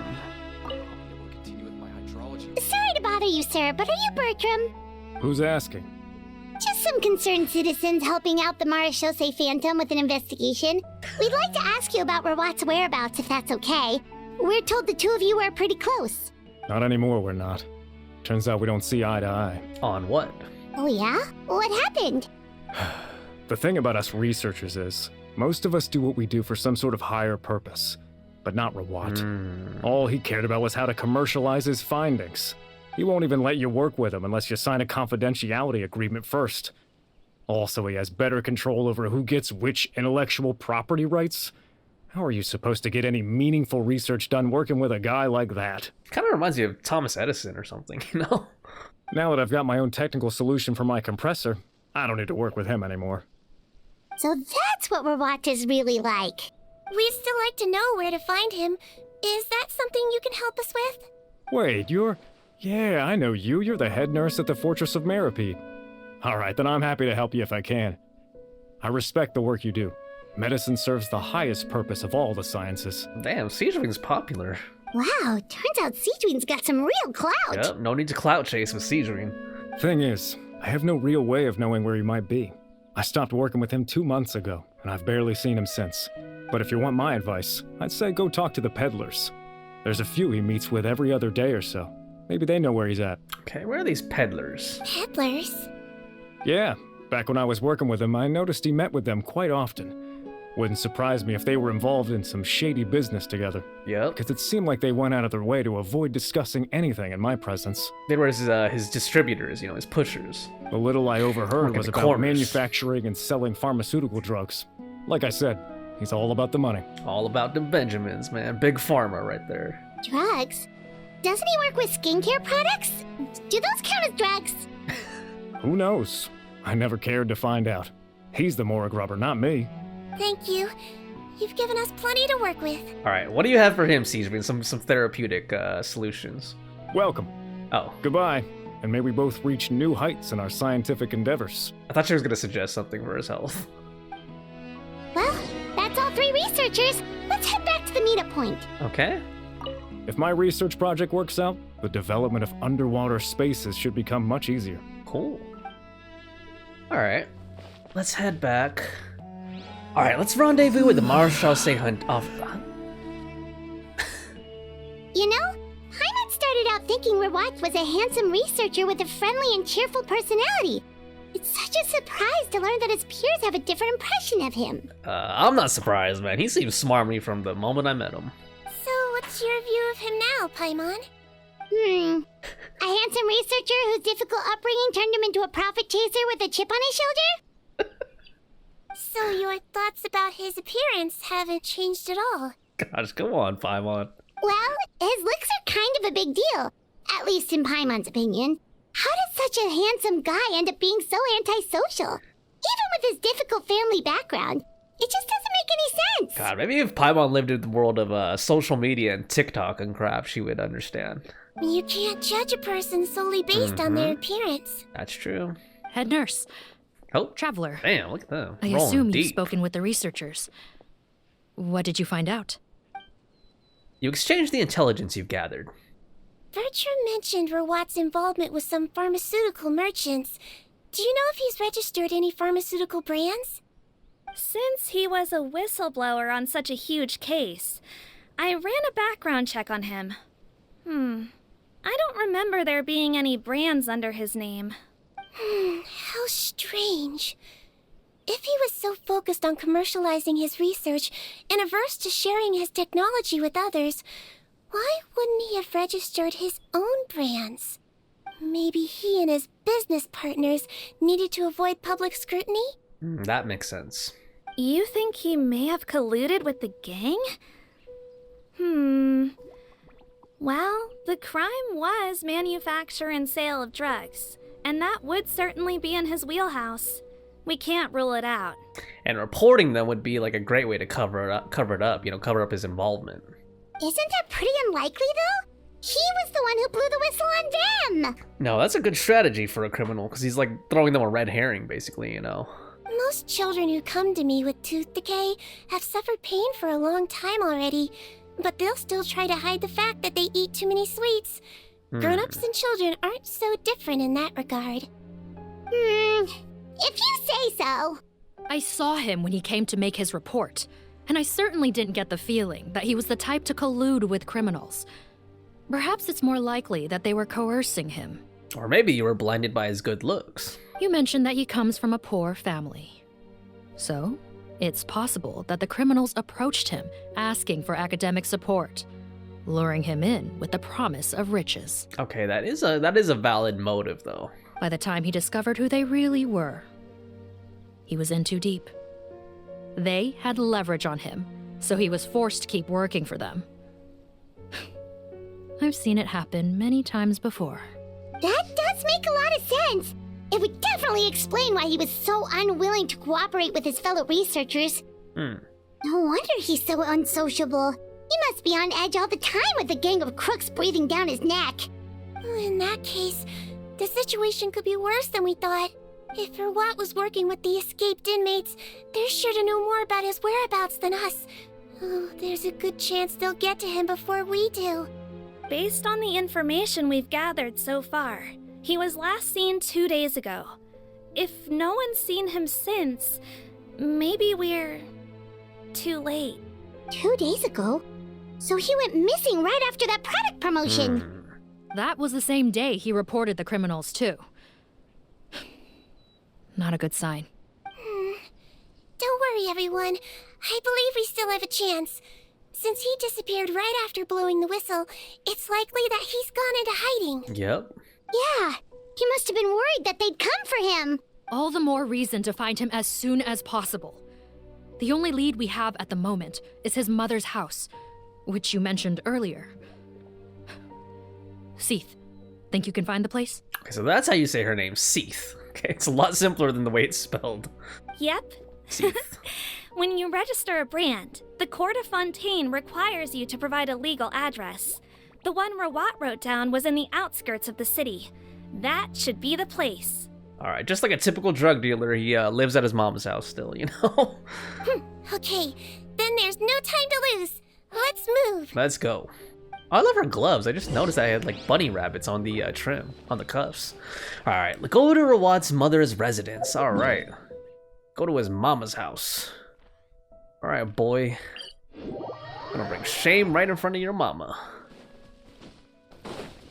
Alright, what is his mother gonna say about this, I wonder?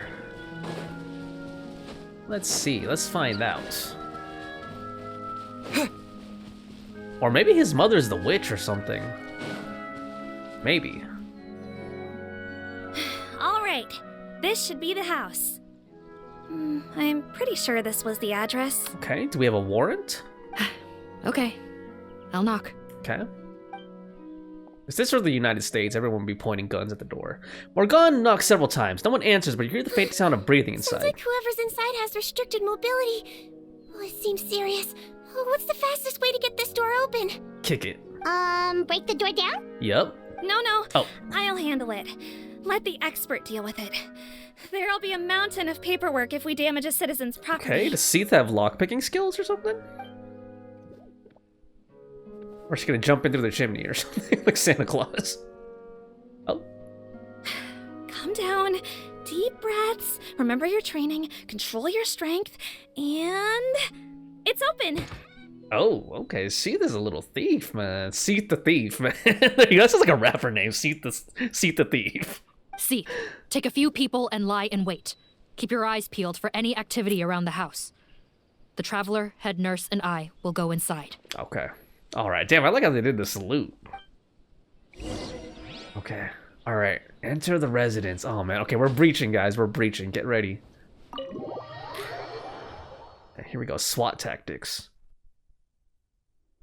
Hello? Anyone home? Oh, there.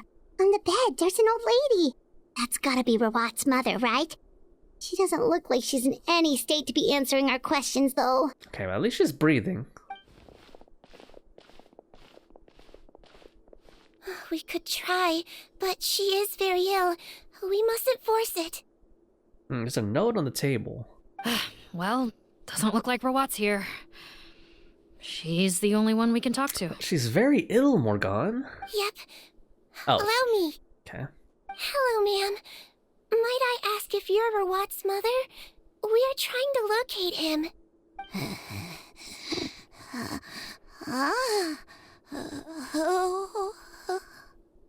Hard of hearing, perhaps.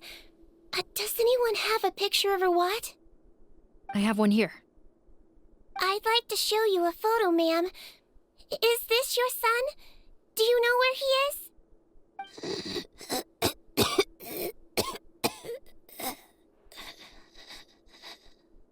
Looks like this isn't gonna work after all. Well, looks like we're out of leads. If Rawat's not here, things are looking very bad for him. That makes him seem even more suspect. Is it possible he could have avoided returning here because he knew he'd be in danger? Maybe. But if so, where do we look next? Maybe we should take another look at the Institute. Yes, so. I suggest we all return there now. We found a good amount of useful information the first time, but perhaps there's something we missed. This is our last hope. What's that note on the bedstand, you know, under that cup right there? Sorry, officer, but could I stay here for a while? This patient requires some care. Of course. Traveler, stay with the head nurse. You're technically here as her assistant after all. All right, you've got it. Also, I'd like some Maruchausee members to stay as well and keep an eye on the area. Okay. Why's that? If Rawat knows how serious his mother's condition is, he will return. Got it. Okay. I'll tell the squad members in hiding to stay put and keep a lookout. Good idea. Thanks for helping me out yet again, Traveler and Paimon. No problem. No problem. But when you say her condition is serious, do you mean... Yes. She's barely clinging on to life. Oh, man. Oh. Let me take care of a few things first. Could you pass me the towel over there? Mm-hmm. Yeah, of course.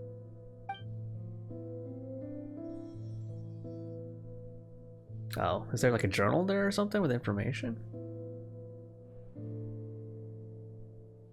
I'm kind of surprised it's not asking us to investigate here more, you know? Because there's a lot of like documents and stuff lying around. I can tell that her family has tried a lot of different treatment methods, including some very expensive medicines.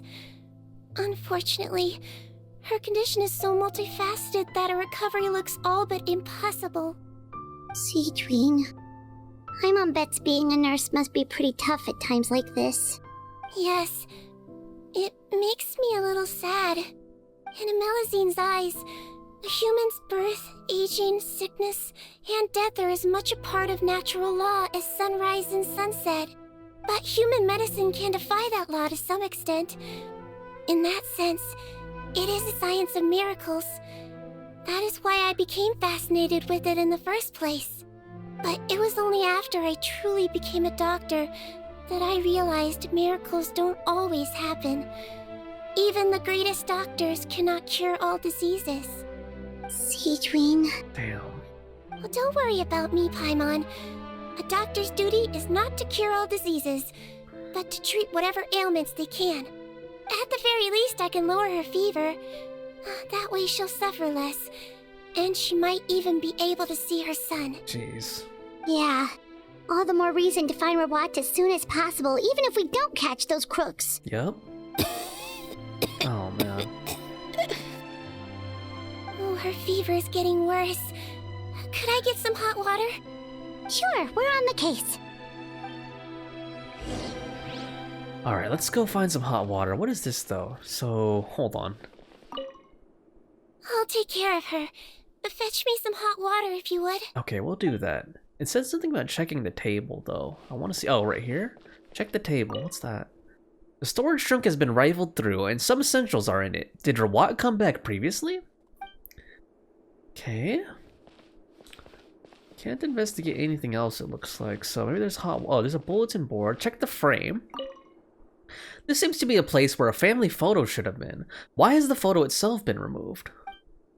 And what's on this shelf? Check the cabinet. Found it. Fortunately, there's still some ready-made hot water here. Okay, how is this staying hot? Is there like a heater underneath that pot? That kettle?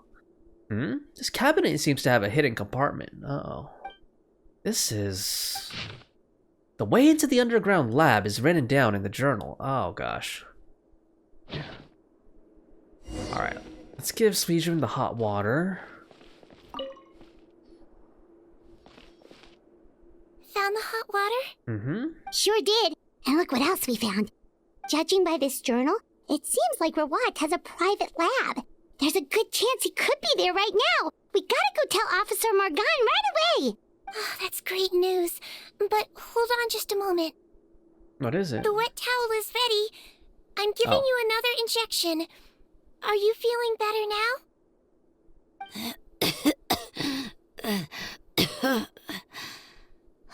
It's all right. We'll go bring him back. Please hang in there. Hang in there. Thank you. Oh, man. See Rawat one last time before she passes. Okay, let's let her rest. Let's head out. Okay. Alright, so we need to go to that spot on the map. Let's pick these carrots before they, you know, spoil in the ground. Okay. Alright, so the secret lab is somewhere over here. Which is the better teleporter? I just want to jump down from this one. Okay, so it looks like the entrance is in these ruins over here. Okay. Alright, let's go check out Rawat's secret lab, his private lab. Oh, all the Maruchausee hunters are already here. Maruchausee Phantom, I mean. Okay.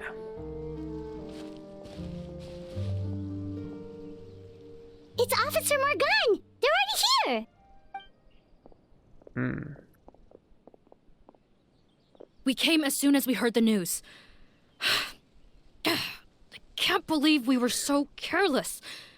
The most crucial information of all was hiding right there, in that room. And we missed it. Don't blame yourself. Right now, we need to focus on finding a way in. Don't be too hard on yourself. There's a mechanical door over here!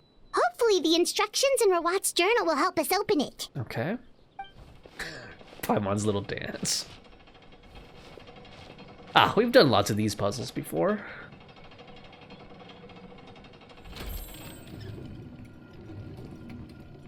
Oh, I thought it was gonna make us do the energy transfer thing. It's open. Let's go in. Okay, let's see what's going on in this private lab. Alright, here we go. Oh, okay.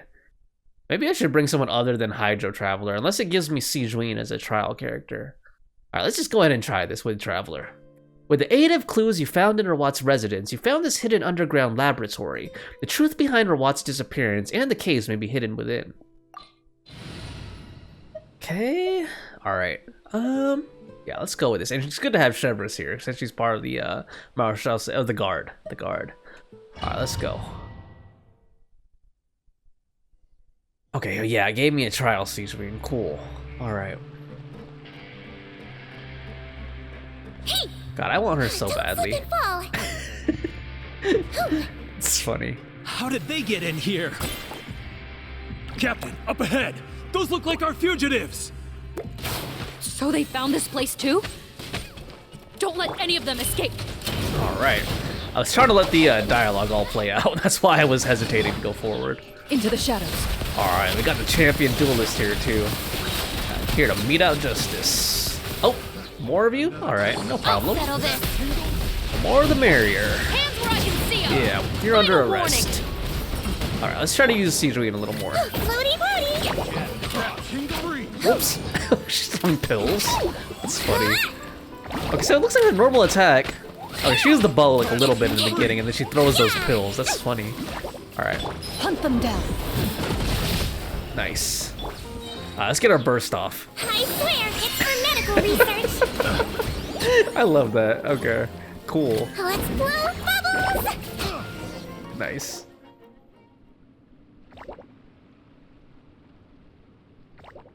Oh, damn, she has her baton out. Oh. Captain, according to our list, many of the fugitives aren't accounted for. There may be others hiding deeper inside the facility. Ah, so these guys were just the lookout crew. Mm-hmm. The Maruchausee Phantom! How did they find this place? Wait, it's that guard from the fortress. Yep, Odilon. That's right, I'm on your side. I mean, the Duke sent me. What's the matter? Some sort of mix-up? The fake Odilon. That's why he has quotation marks around his name. Mr. Odilon, didn't I tell you a few days ago that you need to stop all field work until you've recovered? And he ignored your medical advice because he's a fake. Ah, well, you know, gotta help His Grace out. Share the load. Still trying to lie and play it off, man. Officer Morgan, this man is an imposter. Yup. The real Mr. Odilon has no recent health issues. Mm-hmm. What? But Looks like the head nurse was right about the face-swapping method. Arrest them all! Alright. DuPont, stay here and keep guard. And watch the exit. If we're not back soon, call for reinforcements. Got it. Alright. DuPont's our boy.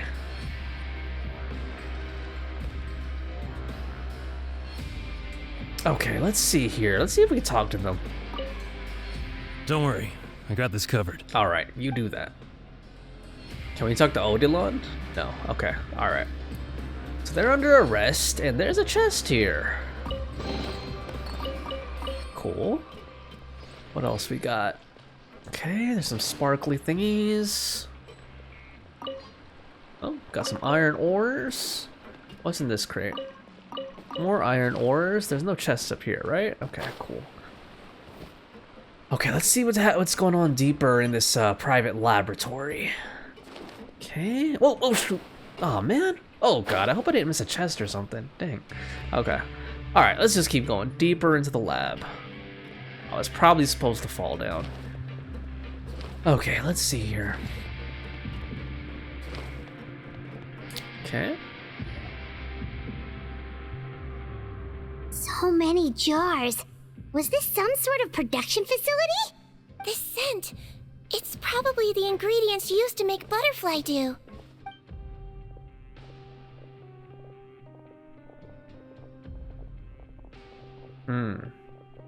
Why are some of them broken? How come they're all empty? Did it sell so well that he ran out of supplies? How strange. Why would Rawat choose to manufacture a popular product like that in such a difficult-to-reach location? Given our suspicion that he may have been coerced into the illegal drug trade, I would have thought that any production facility we find here would be used for illicit purposes. Perhaps butterfly dew is itself an illegal drug. Exactly. Do you have any evidence for that claim? It's a good thing we didn't use it. No, just a guess. We need to find Rawat as soon as possible. He has all the answers we need. Understood. Well, let's not linger here. Let's go. Alright. Come on. Oh, shoot. I accidentally skipped the end of that line. Alright, let's see here. Is there any chests in the area? Okay, there's some sparkly things, so let's go get those sparkly things real quick. I like her dash line. Don't slip and fall. Okay. Alright. Kinda. Okay, I can't stop laughing at her little like grunts and stuff. It's just too funny. Too cute. Alright. Are there any more chests or anything or sparkly thingies in this lab? Oh, there's one more over there. Oh. Alright. Okay, looks like there's a note or something here. Production log. Been receiving less and less of the source fluid. Is it because of the flood after all? At least we'll be able to make our scheduled release after this batch is ready. Okay. Got another sparkly thing. It's an iron point. Got another sparkly thing. It's an artifact, a Lucky Dog's hourglass. Alright, let's go further into the lab. Doesn't look like we're gonna get this door open. Let's find another way around. Okay. There's another way right around the corner. Up this ladder. Okay. God, she sounds so cute when she's climbing stuff. This one's closed too. What's with those carts and tracks? Oh, maybe it's one of those doors that opens when it senses cargo passing through. Yep. There's a loaded cart right over there. Let's bring it to the door and give it a try. Yes, we'll do that right after I find out what's on this sparkly Paimon. Ah, it's an artifact. Okay, yep, I was gonna say, it's a puzzle Paimon. It's pretty obvious. Okay, get the cart moving. The tracks are not connected. Okay. Ah, there we go. So it's a rotation puzzle. That's pretty simple. Okay, then we need to rotate this. Rotate it counterclockwise. There we go. Is there any reason to put it there? No, that's just the wrong way. Okay, let's go. There we go. And now it will open up. It's the automatic sensor. Boom. There we go. Cool. Alright. Okay. Oh, there's a common chest in there. Can I break this glass? Oh, no. Okay. Damn. Okay, I hope I don't miss out on that chest. Jeez, it's just tempting me right there. Alright, there's another common chest here. Oh, Lord. Okay. Okay. Boom. Yeah. I haven't built Hydro Traveler at all. That's fun though. I love using the skill. Okay, let's use this. Nervous? Just relax.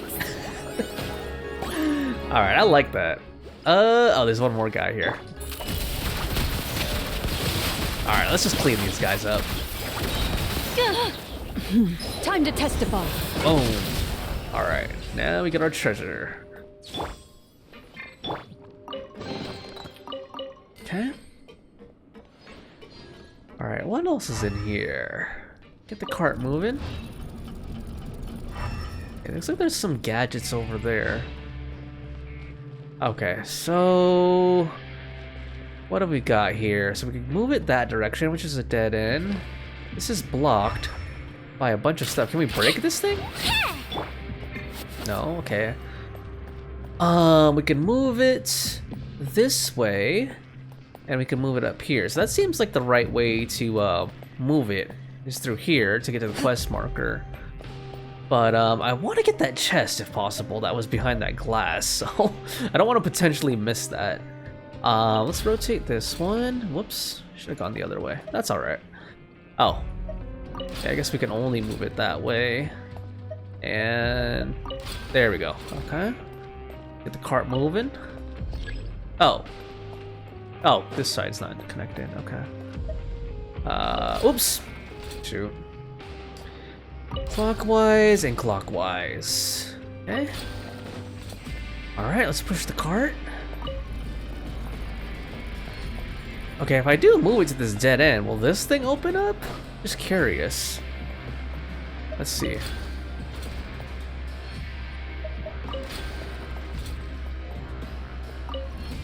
Will it? Nope. Okay. All right. So it looks like those types of these things, these half circles, can't really open up. Okay, so let's just go ahead and get this cart moving. But won't this collide? Won't this then collide into this one? All right, this is starting to remind me of Eurilo 6, man. Okay, so maybe we have to get this out of the way first. Eurilo 6 and HSR. Okay, so we have to get this empty cart out the way first, is what I'm guessing. Yep. Alright, so let's go move this way. Push that over there. Okay, and then we'll get our full cart back on the rails. And then counterclockwise, and then push the cart. Let's use Sigewinne. And then rotate it again, and then push the cart. Okay, there we go. Alright. Is there anything I could take in here? There's a little sparkly back here. Okay. Gosh. That squeak, man. Okay. Alright. Don't slip and fall. Okay, so the treasure chest was in this place, right? Oh. Oh. Looks like a giant microscope or something. Or like a particle collider or something like that. This room's much smaller than the others. Judging by the implements on the table, this looks like a potion-making lab. Head nurse, over here. What is it? Oh.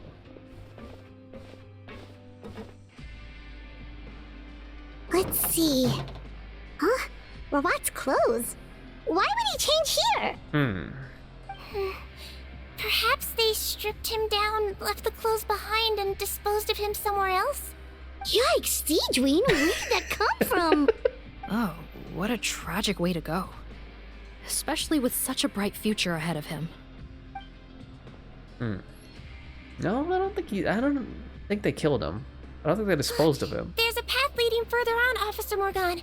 Let's keep up the pace. Yep. First, let's see if that chest is somewhere around here. Okay, there's an experiment log. The supply of the source fluid has completely dried up, though that means this final batch will be able to fetch a good price. Finding a new way to refine the liquid might be a better use of it. No, it's too late. What else is here? Okay, got some artifacts. That's where we came from. Got some iron ores. And what's over here? Another sparkly.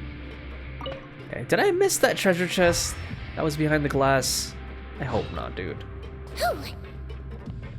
Okay, let's see here. Oh, there it is. Okay. Gosh. I like how I'm obsessed over a common chest, you know? Okay, it's just these temporary domains, you know? You can't go back to them. Okay. Well, I don't know. Maybe this one will permanently stay on the map. Who knows? Alright, let's open up this door and see what's behind it. Ooh. Like Indiana Jones, man. Uh-oh. Okay. Another lab. More of these jars and tanks. More artifacts. Alright, what's deeper inside? Is Rawat somewhere around here still? Okay. Oh. There's a whole bunch of people in there. That's funny. The cops. Oh. They're also hiding. Are you serious? You're telling us that within a day, our faces are going to rot like yours? Uh-oh.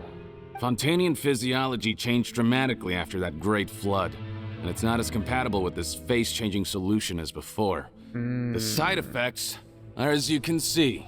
Why didn't you say anything before we all used it? Damn, he didn't know, dude. Look, my plan got you all out of prison, didn't it? You'd have much bigger problems to worry about right now if the Maruchausee Phantom found out about your other crimes. Consider an ugly mug getting off lightly. I'm laughing because this guy sounds like he has like a slight southern accent to him, you know? Ugh. You're just lucky we didn't leave you in there after you disappeared on us with no warning. We only let it slide because we're former partners. And now you have the gall to pull a stunt like this? Partners? Make no mistake, each of us is only looking out for himself.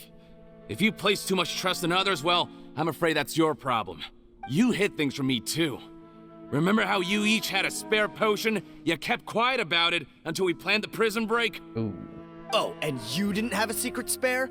Then do you want to explain how you melted your face off before all this? Damn. Guys, that's enough. Calm down. All right. It is what it is. Arguing won't change anything. Eric, quote-unquote Eric, the voice of reason. What's the plan, Parton? I'm assuming you brought us here for a reason? There is no plan. We followed him here on the promise of more juice, but it turns out there ain't a drop here. Besides, what does it matter now anyway? He already said, even if we did get our hands on more of that stuff, switching faces again solves nothing. They're still gonna meld off eventually. I said enough arguing! Parton, tell us the plan. Yeah, what's the plan? The most practical solution is to continue using the potion. Keep switching to a new face before the ulcers can start forming. Like a terrible idea. Are you kidding me? This stuff was hard enough to get a hold of even when we had a supply. Now you're asking us to use it like skin lotion after the flood all but wiped the supply out? It also reminds me of a villain from Batman. I can't think of his name right now. Well, there is another option. But you'll have to make a deal with me first. Oh.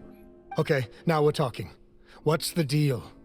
I have a document I took from that researcher that details how to make a replacement. Just give me one bottle of the undiluted fluid, and I'll get to work. Eh? What's the problem? I thought you always kept reserves.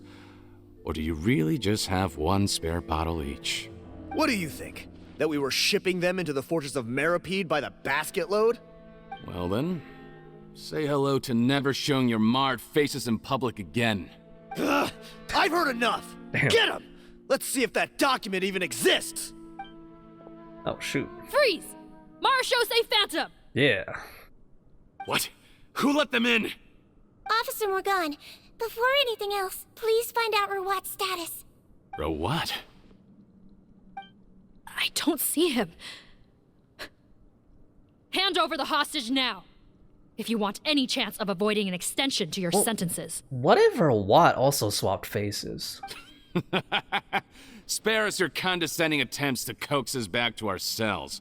You think we're looking to negotiate? Rawat is dead. Parton? Arrest them all! Don't let anyone get away! Yeah.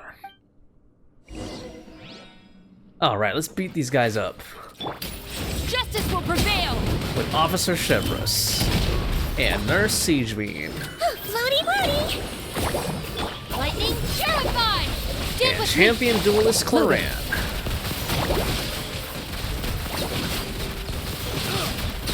Where evil lurks, shoot on sight! Shoot on sight. US! Oh. Drop your weapons! Drop it. He might feel a little prick. A little prick. Alright. Calm down. Bombs away! Boom. Hunt them down. Ready.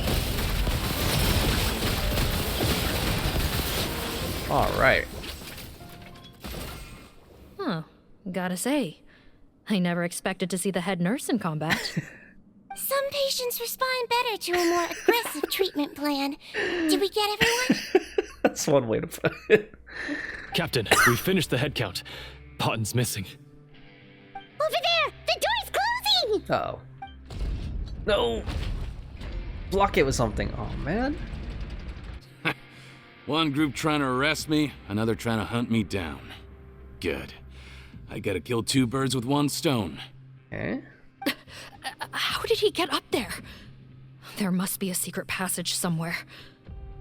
Find it! Alright. Don't waste your energy. I already sealed it off. How naive. We have more people outside. If we're not back out by the agreed time, they'll come to our rescue. Well then, you'd better hope they get here in time. Uh-oh. He's filling it with gas? Some kind of gas leaking from the pipes. Be careful, it's poisonous. This is our distribution center, where we store the product derived from our source solution. We had to use special fire prevention methods to prevent contamination. The pipe network here was designed to emit a gas for firefighting. One little modification later, and it makes an efficient death trap. Why would you do this? Your partners are here too. Because he's evil, dude. Oh, please. If they can't supply what I need, they're of no further use to me. Besides, I can't have them exposing my potential whereabouts. Do you think this is actually Rawat Podden? He's a maniac! Come on, we gotta find a way to open that door! Go ahead, struggle in vain. Once the last of you croaks, no one will ever find me again. So long! Wow. Are you sure you're ready to leave, Potton? You haven't changed your dressing today. You can't cure my face, just give up. And what if I could? Nice try. You're just trying to stall me. Don't you worry about me. I'll find a way to cure my face once I get out of here. Oh, I doubt it. After all, Fontanians can no longer dissolve in primordial seawater. What the... How did you... The key component of the face-changing potion is the fluid left behind by dissolved Fontanians. Ugh. It might look like ordinary water, but it has some unique elements in it. Before the flood, all Fontanians were oceanids, physiologically speaking. A potion made from that fluid could dissolve and reconstruct the face of a Fontanian in much the same way as hydroidolins change form. Theoretically, it could give someone any appearance they wished. Oh, okay. But since the flood, Fontanians have become true humans. They can no longer provide the source material for this potion, nor reap its benefits. God, that sounds disgusting, like the Fontanians as a source material, you know? Are you saying this potion is made from Fontanians dissolved with primordial seawater? Then their crimes are far worse than I thought. How could you know all of this? No, wait. Of course! Well. So that's why you have a human appearance. It also means that I have a formula you're unaware of. The air's getting thicker. It's getting hard to breathe. I wonder if she's telling the truth, like if she could change herself back if she really wanted to.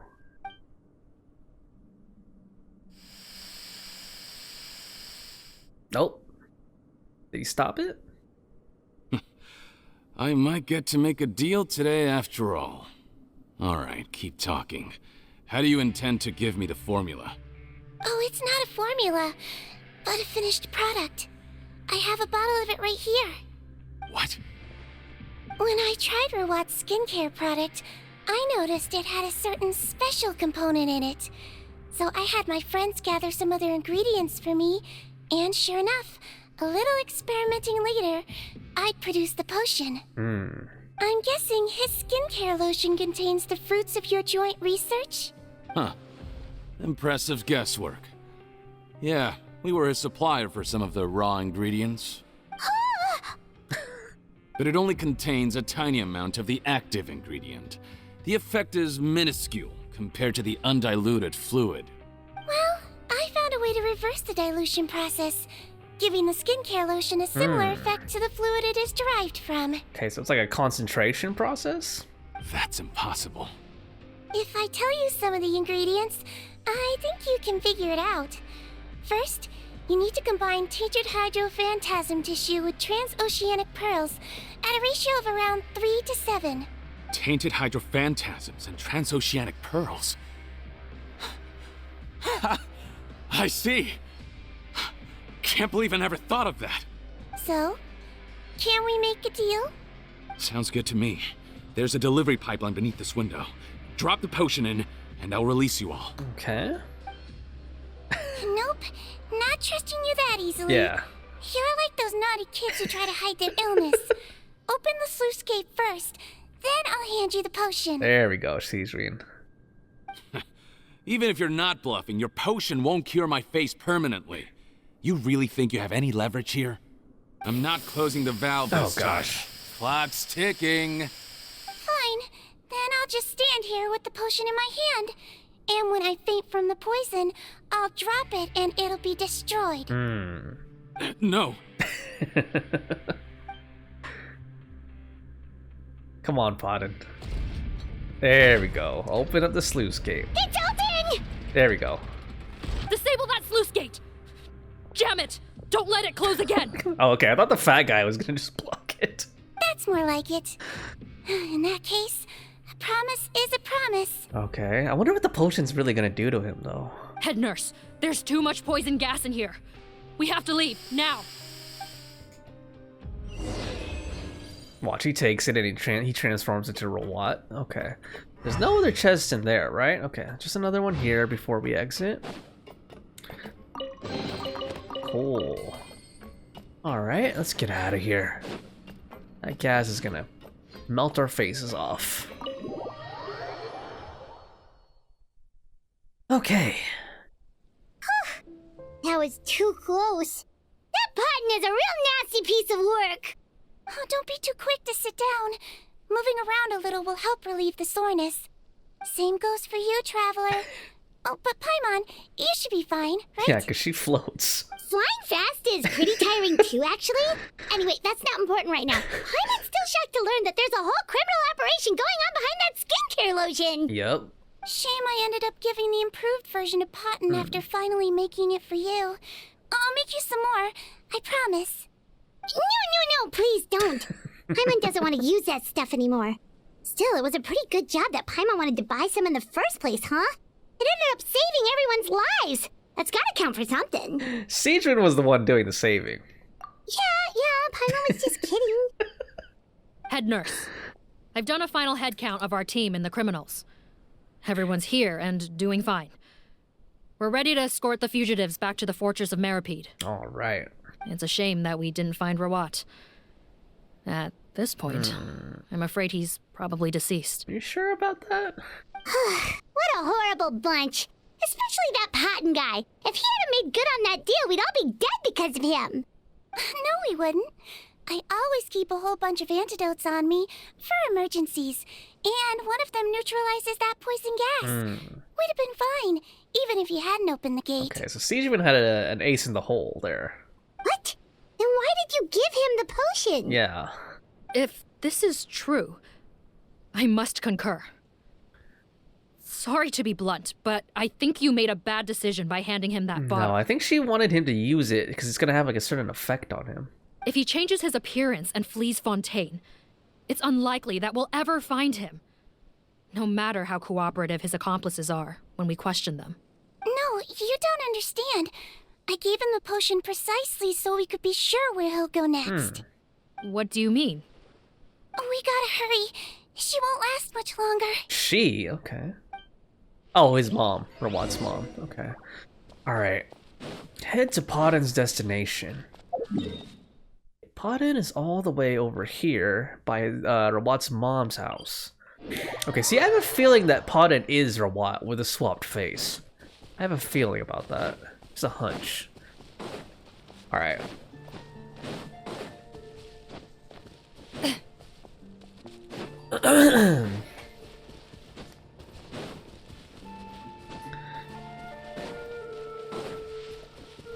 Okay, here we are, back at the house of Rawat's mother.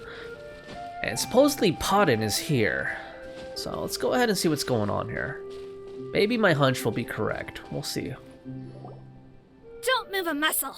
I might be short, but I pack a mean punch. God, I love the Melusines, and Seath is like growing on me. Captain, you're just in time. While I was lying in wait, I spotted this crook snooping around, trying to find a way in. So I detained him. I want to see a Melusine character like Hazo, you know, or like Risley with like you know, martial arts moves. That would be crazy. Oh gosh, look at that Scarface. Oh, his face. Are you Potton? So this is where you were heading, huh? What? This is how Potton looked before his face was marred. His current appearance matches the mugshot on his arrest warrant. I see. Wait, so what's going on? Wasn't the whole point of the potion to disguise himself and escape Fontaine? Why would he change back to his original face and run right into our trap? Enough of this nonsense. Let me in. Because he wants to see his mother again. You better pipe down. There's an old lady in there who's very sick. No way are we letting a crook like you inside. Dude, it's him. To heck with it. Listen to me. I'm Rawat. See? That's my mother in there. What did I tell you, man? It was kind of obvious, too, honestly. He's gotta be lying, right? Rawat was a victim in all this. He was forced into it against his will.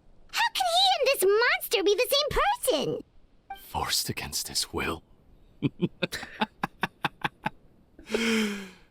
That's the funniest thing I've heard all day. Yeah, I like this guy's voice acting. Back when I was being coerced, everyone thought I was colluding of my own free will. And then when I actually became a criminal in my own right, you all suddenly thought I must be under duress. Nope. Amazing what a difference a handsome face makes. Yep. Save us the speech.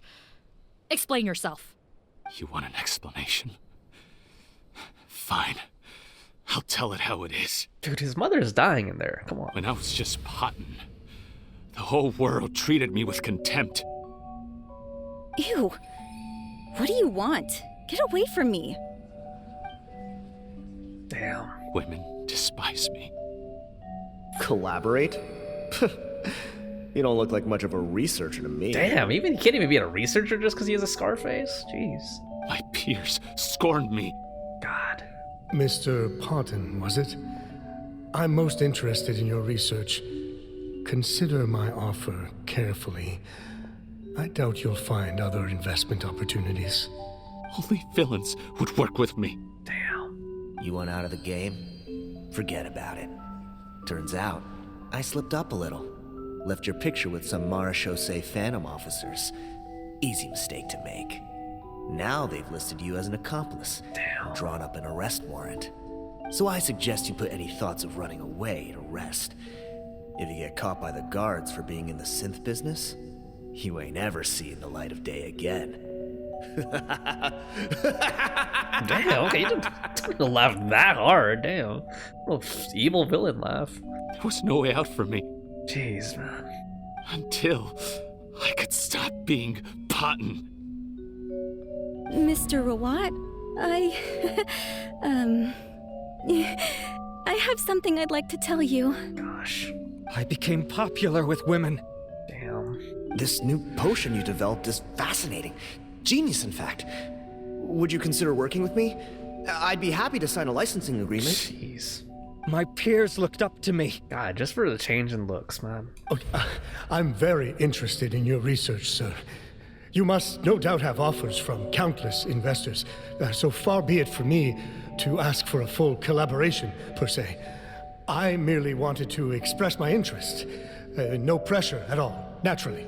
God, I know it's not that extreme in real life, but, like, I mean, they're obviously just making these, like, really obvious situations to make a point, but, like, in real life, it really is kind of like that, you know, like, if you look better, you get more opportunities, you know? Some people refuse to acknowledge that, but it's true. And the villains even began to fear me. Becoming Rawat showed me what a superficial world we live in, but I did not hold a grudge. After all, this superficiality could be made to work in my favor. Or so I thought. But alas, the world seemed bent on finding a reason to make me despise it. Mother, I'm back. How are you doing? Who are you? I bought the best medicine Mora could buy, but nothing would cure her illness. In the end, I hoped she'd at least be able to see her son one last time before she passed, but... Damn. When everyone else rejected me, the only person who cared about me was my mother. Then, when I became a rising star in the Fontaine Research Institute, I was unrecognizable to her. Damn. I have to let her see me again. Even if it means donning my own wretched, ugly face. Yeah, can we at least let him see her one more time, even if we arrest him? Well, is that enough explaining for you? Now do you understand? Let me inside already! Dang. Have you ever considered if you'll even be able to look your mother in the eyes after what you've done? You found a way to completely change your identity. You could easily have escaped from them. But no. You chose to keep working with them. Damn, we're gonna calm down. Why would I want to give up on such a lucrative business? The profits were dozens of times that of the synth business, and it was all above board. So you kept being a villain just for the money? Villain? By what standard? Is doing evil deeds really what makes someone a villain in your eyes? Or does it all come down to the way they look? None of you saw a villain when I was wearing my other face, did you? Mm-hmm. You have no right to judge me. You're all just fake people living in a hypocritical world. I regret nothing. My mother would understand. Damn. You're a villain to the core, but especially that tongue. Honestly, I don't see a villain when I look at your current face either. Don't humor me. You don't seem surprised by my confession in the least. How long have you known the truth? Well, she can relate to it because of her backstory. I didn't know anything for sure until you chose to take that potion bottle and spare our lives. But if you're asking when I started suspecting you, it was the first time you came to see me at the infirmary. I had to confirm my suspicions. That's why I chose to join this investigation. Are you kidding me? A young, promising researcher and a wretched criminal? What on earth gave you the idea that they could be one and the same person? Well, there were no visual clues. This potion's face-changing effects are very powerful. Even as a Melusine, I couldn't see through the disguise. But I believe I understand humanity a little better than most of my kind. Humans have certain fundamental qualities that do not change with their appearance. Fundamental qualities, huh? So you think you're the one who's seen through me, do you? Most people probably don't know this, but I think I can guess what your deal is. Melusine constitutions are very close to that of water, so it stands to reason that the potion should work on them too. You used it yourself, didn't you? That's why you have a human appearance. Sigewinne? Yes, you're right. I'll bet it was back in the days when Melusines were discriminated against because of their appearance. It was either carry on living in the gutters as part of an alien race cast out by humanity, or become the head nurse of the Fortress of Meropide, revered by all. Not a hard choice to make. It's a no-brainer. So you see, you and I were the same. And I'm the one who saw through you! That's not important right now. You came here to see your mother, didn't you? Well, I can grant you your wish. Huh? Head nurse, I'm not sure that's a good idea in his current state. Don't worry. Back in the warehouse when I traded the potion for our lives, I was doing it to test him. He was willing to risk sacrificing his only chance of escaping capture by opening the gate in exchange for the potion. Also, he could see his mother again. If nothing else, his concern for his mother is genuine. See, I knew she had a plan in mind. Like, she wasn't just being stupid, you know? I see. So before you arrest him, please allow him to see his mother one last time. The Traveler and I will accompany him. You have nothing to worry about. All right. I understand. Yeah, we'll make sure he does nothing funny. But we have to show some sympathy for him. Okay, let's see what Seat the Thief has to say real quick. I don't trust this guy much. Be careful. Okay. Don't worry, Seath. We got this. All right, Morgan, I know you're angry. Join the head nurse inside. Don't if worry. he tries anything at all. I'll do that. I'll pin him to Shout. the ground, man. I'll put him in an armbar, dude. All right, let's go. Okay. Mom? It's me, Potton. Your son. You recognize me now, don't you? Mom, what's wrong? I'm sorry, but I have some bad news. I examined your mother last time we were here, and it appears that due to her prolonged fever, she's lost her eyesight. What? Oh, man. Your appearance no longer has any bearing on her ability to recognize you. But there are always other ways to remind our loved ones who we are. Wouldn't you say? No, it can't be. Please, Mom, open your eyes. It's me, your son, Potton. If you really can't see my face, then here, take my hand. Tell me you feel your son's hand. I've done so much to get to this point. Please, you have to recognize me. No. The temperature of his palm must have changed. I'm sorry. It seems I couldn't bring him back to you after all.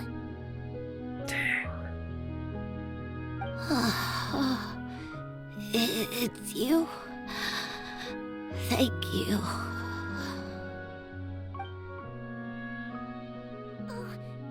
Of course. Mom, why will you answer her and not me? Why? No more questions, Potton. She's gone. Mom?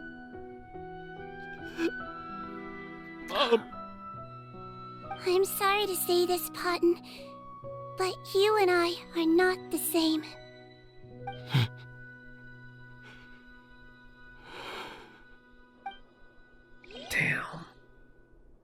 Potton is eventually taken away by members of the Maruchausee Phantom. A day passes in a flash. Okay. Take a look around the Court of Fontaine. Alright, let's take a look here. Hopefully this lightens up the mood. Sheesh, that was getting heavy, man. Oh, crap. The wait is over, everyone! The sale of our new skincare product, Maritime Essence, will now begin. Another skincare promotion! And it's selling as fast as last time. Wonder what people would think if they knew what was in the last batch. Oh, Sigewinne's here too! Hey, Sigewinne! Oh, Traveler Paimon, hello! Oh, I hope you two got a good rest yesterday after all your hard work. Of course! Nurse's orders, right? Anyway, are you here to take notes for your next article? Actually, I'm mostly here to help Officer Morgan wrap up yesterday's case. Ah, that reminds Paimon. That stuff sold like crazy, didn't it? Is it gonna cause huge problems? Nope, there's nothing to worry about. Unless modified, Butterfly Dew is an excellent skincare product that's completely safe to use. Besides, officers have already retrieved all Butterfly Dew purchased on the market. Now it's just a matter of disposal. Alright. After consulting Monsieur Nervulette, I came up with a way to neutralize any harmful effects, so it'll evaporate naturally without polluting water or soil. Wow, it's Sigewinne to the rescue again! Thank you for serving as our consultant, head nurse. All the butterfly dew we recovered has been disposed of, according to your instructions. Great! Good job, everyone! Also, you mentioned you wanted a copy of Watt's interrogation records. Well, technically, Potton's records. Anyway, I have them with me. Here. After he saw his mother for the last time, it was like all his mental defenses came crashing down. He put up no resistance during the interrogation, and answered all our questions. We learned a lot. Well, that doesn't surprise me. Apparently, the formula was something he discovered by chance, while helping the criminal gang produce synth. Later, he came up with the idea to dilute it and use the resulting substance as a skincare product. Their supplier was Vache. Oh, Lord. But you could also argue that they were the ones doing him a favor. His operation helped Vache's gang dispose of an enormous amount of evidence. It made for a seamless collaboration. One man's trash was another man's treasure, and there were no loose ends. It's no wonder we never noticed what Potten's gang was up to. Vache again, huh? Is there still no end to the harm he caused? Make no mistake, the crimes of Vache and his accomplices will come to an end. It's only a matter of time. Since the flood cut off their supply of primordial seawater, they've been forced to resort to riskier methods, like using their private reserve to attack people on the street. Naturally, those attempts all ended in failure. Good. After receiving numerous reports, we were able to zero in on the gang and eventually round them up. That sounds more like it. Based on what he told us in his confession, we pretty much had him backed into a corner, even though he made a point of distancing himself from the gang while disguised as Rawat. He tried to throw us off his tail by reporting his accomplices, giving him enough time to transform back into Potten and see his mother one last time. But there was one thing he hadn't anticipated. Even though Potten had been missing for a long time, we were very much still on the lookout for him. So the moment he appeared in public after changing back to his original appearance, we caught him. So he tried this once before, huh? Guess he really did want his mother to see him again. But in the end... Looking at the interrogation records, it seems like he spent the first sum of money he earned as Rawat on his mother's treatment. Yes, which is why I suspect that his initial motive for using the potion was not personal greed, but a desire to become somebody who had the power to save her. Even so, he went too far. In the end, he got what he deserved. Yep, that happens sometimes. You know, you start off with good intentions and then you become a villain, you know? I understand. Thank you for bringing me these records. Why did you want them anyway? Potten was one of my patients, so I need to put together a medical file for him. My teacher always stressed that a person's life experiences are just as important to their file as their medical history. Why are you still treating him like your patient? Isn't he kind of beyond redemption now? Paimon. That may be true, but a patient is a patient, Yep. regardless of the choices that bring them to my care. Hippocratic oath, man. One last thing, head nurse. Please keep everything you know about this potion a secret. It would be for the best if most of Fontaine knows nothing of its existence. I know my fellow officers and I will be able to sleep easier if that's the case. Of course, not to worry. Thank you for understanding. I'll take my leave then. So, Sigewinne, did you really use that potion yourself? Why do you sound so surprised, Paimon? I told you all about it. It was quite a while ago now. You mean that story about the witch and the potion? So it was really, actually, Yes, genuinely Paimon. a true story? You thought she was just making that up? Yes, it really actually genuinely was. But The process of making that potion. I know. There are some secrets I can't tell anyone about. But considering everything we've been through together, I know I can trust you with them. Before I tell you though, could you follow me somewhere? I want to pay my respects to an old friend. Alright. of course. Okay, go to the place you agreed upon with Sigewinne. I want to talk more about this quest. I have a lot to say about it, but let's go ahead and wrap it up first. Okay, let's go meet up with Sigewinne.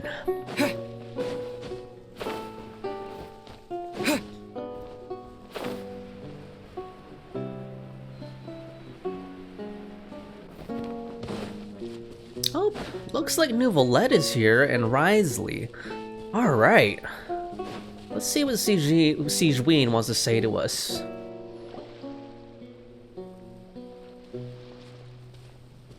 Oh, Nouvelette and Risley, they're here too. Mm-hmm.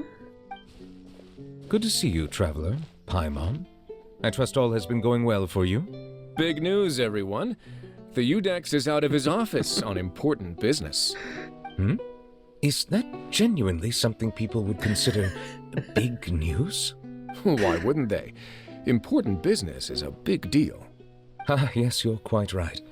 When someone you care about requires emotional support, being there for them at the right time and place is of the utmost importance. Oh man, I like him and Risley's interactions.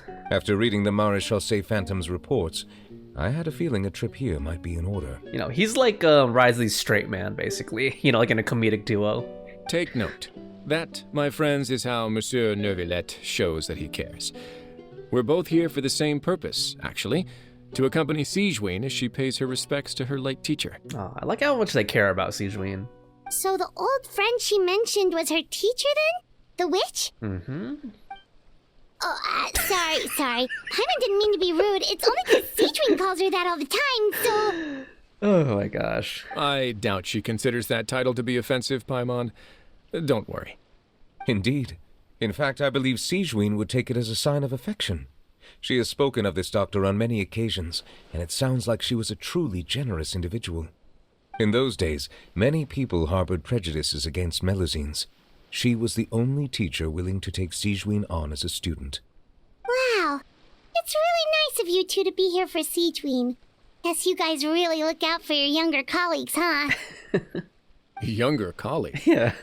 Well, that might be true for the Udex, but I'm not sure I can say the same. Yeah, Melusines live really long, right? So Risley's probably younger than her. Sigewinne served a sentence in the Fortress of Meropide hundreds of years ago, and after she did her time, she decided to stick around. She's been an integral part of our administration ever since. What? Sigewinne was was she a criminal or something? Holy crap. Strictly speaking, the head nurse has been around longer than most people in the fortress, myself included. Pretty sure that makes me the younger colleague. She served a sentence? She committed a crime? Yes. Long before I became Damn. Udex, there was an ancient law in Fontaine that prohibited any attempt to transform another species into a human. Interesting, okay. Initially, I and most researchers believed this law to have been imposed due to ethical concerns. But now, it seems more likely that the law was nothing more than an insurance policy, a way for Egeria to ensure that her people would remain insulated from the truth, thus enabling them to lead more straightforward, happier lives. It's all Egeria's fault, man. Ignorance is bliss, as they say. Sigewinne had her reasons for choosing to obtain a human form, but the act was nonetheless in clear violation of the law. Could you tell us a little bit more about what happened back then? Certainly. Sigewinne does not object to her close friends learning about her history. In fact, I first learned of it myself because she confessed the truth to me of her own volition. Oh, here we go. Flashback. Even with their daughter so ill, they kicked you out? Stubborn as always. And prejudice isn't a disease I can cure either. Damn. Shame that I don't have the energy to get over there. You're laughable, you old witch. You want to save everyone in Fontaine, but you can't even save the patient before you. Master, what are you... I discovered a strange disease, one I suspect that every Fontanian suffers from. But without witnesses or proof, no one will believe me. I had no choice but to experiment on myself to find a cure, but I hit a wall. And as you can see, it took a wretched toll on me. Damn. Then I'll find a cure for you, and then you can go cure her. Nope. There's no need. I am beyond saving now. There's nothing you can do. But, Master... As I said before, a doctor's duty is to treat whatever ailments they can. I know, but they don't trust me at all.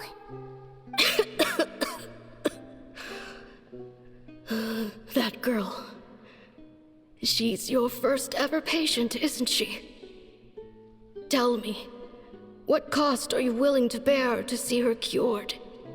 I'll do whatever it takes. Even if it means breaking the law and being punished for it? As long as I don't hurt anyone. Yes. Spoken like a true student of mine. Then I shall make one more final gamble. And see my experiment through to its end. Leave me for now, and come back in 2 hours. If I am able to work this miracle, then I will have found a way to save all Fontanians, and I shall be able to help you treat that girl. If not, then it means there is one more disease in this world that I cannot treat. In that case, do not come looking for me. I will leave you a parting gift. An accidental discovery happened upon through my study of this strange disease. It has little use, but it will at least help you cure this one patient you can reach.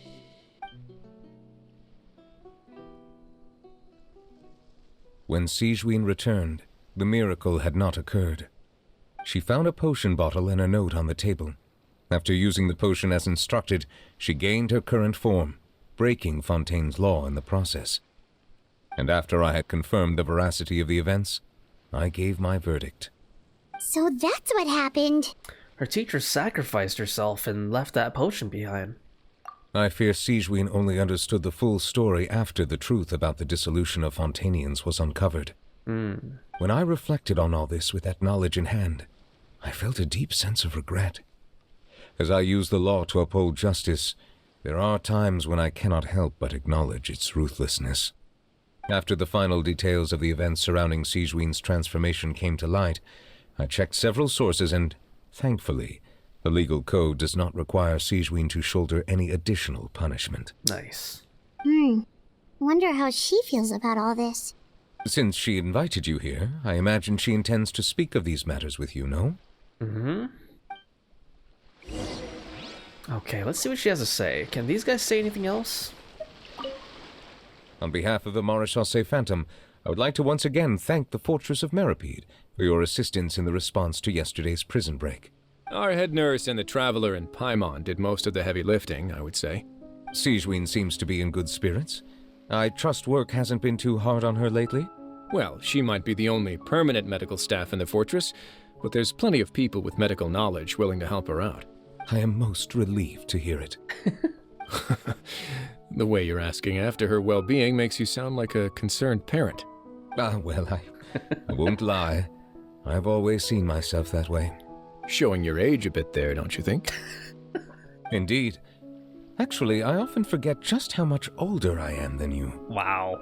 Well, while we're on the topic, what did you do before getting this job anyway? Spend all day swimming in the sea from east to west and then north to south? Yes, and from the surface to the ocean floor on occasion. Wow. Impressive. Apologies, that was merely an attempt at humor. You can disregard what I said. Oh my gosh. That's impossible, I'm afraid. My imagination's already running wild. Oh gosh, they remind me of like her mom and dad, or like her stepdad and her dad. Gosh, I really needed that laugh because like this quest has been hitting me in the feels, but I'll explain why specifically. Let's wrap it up first. Let's see what Sigewinne has to say. You're here. The old friend I mentioned was my teacher. When she passed, her body was nowhere to be found. All that's left of her is an empty tomb. And even that's deep underwater now. Sigewinne, the witch who gave you the magic potion, she was your teacher, wasn't she? Sounds like Monsieur Neuvillette filled you in. After learning the truth, it must have been hard to process, huh? Well, to be honest, after I realized what really happened that night, my first thought was that it kind of made sense. It seemed exactly like the sort of thing she would do. But she was planning to sacrifice herself and never told you. That's just who she was. If lying is what it took to get a kid to take their medicine, then that's what she'd do. Truly great doctor. A truly odd doctor. Let's not call her odd, dude. She's a truly great doctor. Alright, but why did you turn yourself in? I broke the law, simple as that. My teacher made her choice, and I made mine. True. It's just the way Patton framed it when he was asking you all those questions, it made Paimon really mad. You're not like him at all, and everything Neuvillette said confirms that. And yet, you were still convicted and thrown in prison. It just feels so unfair. Unfair?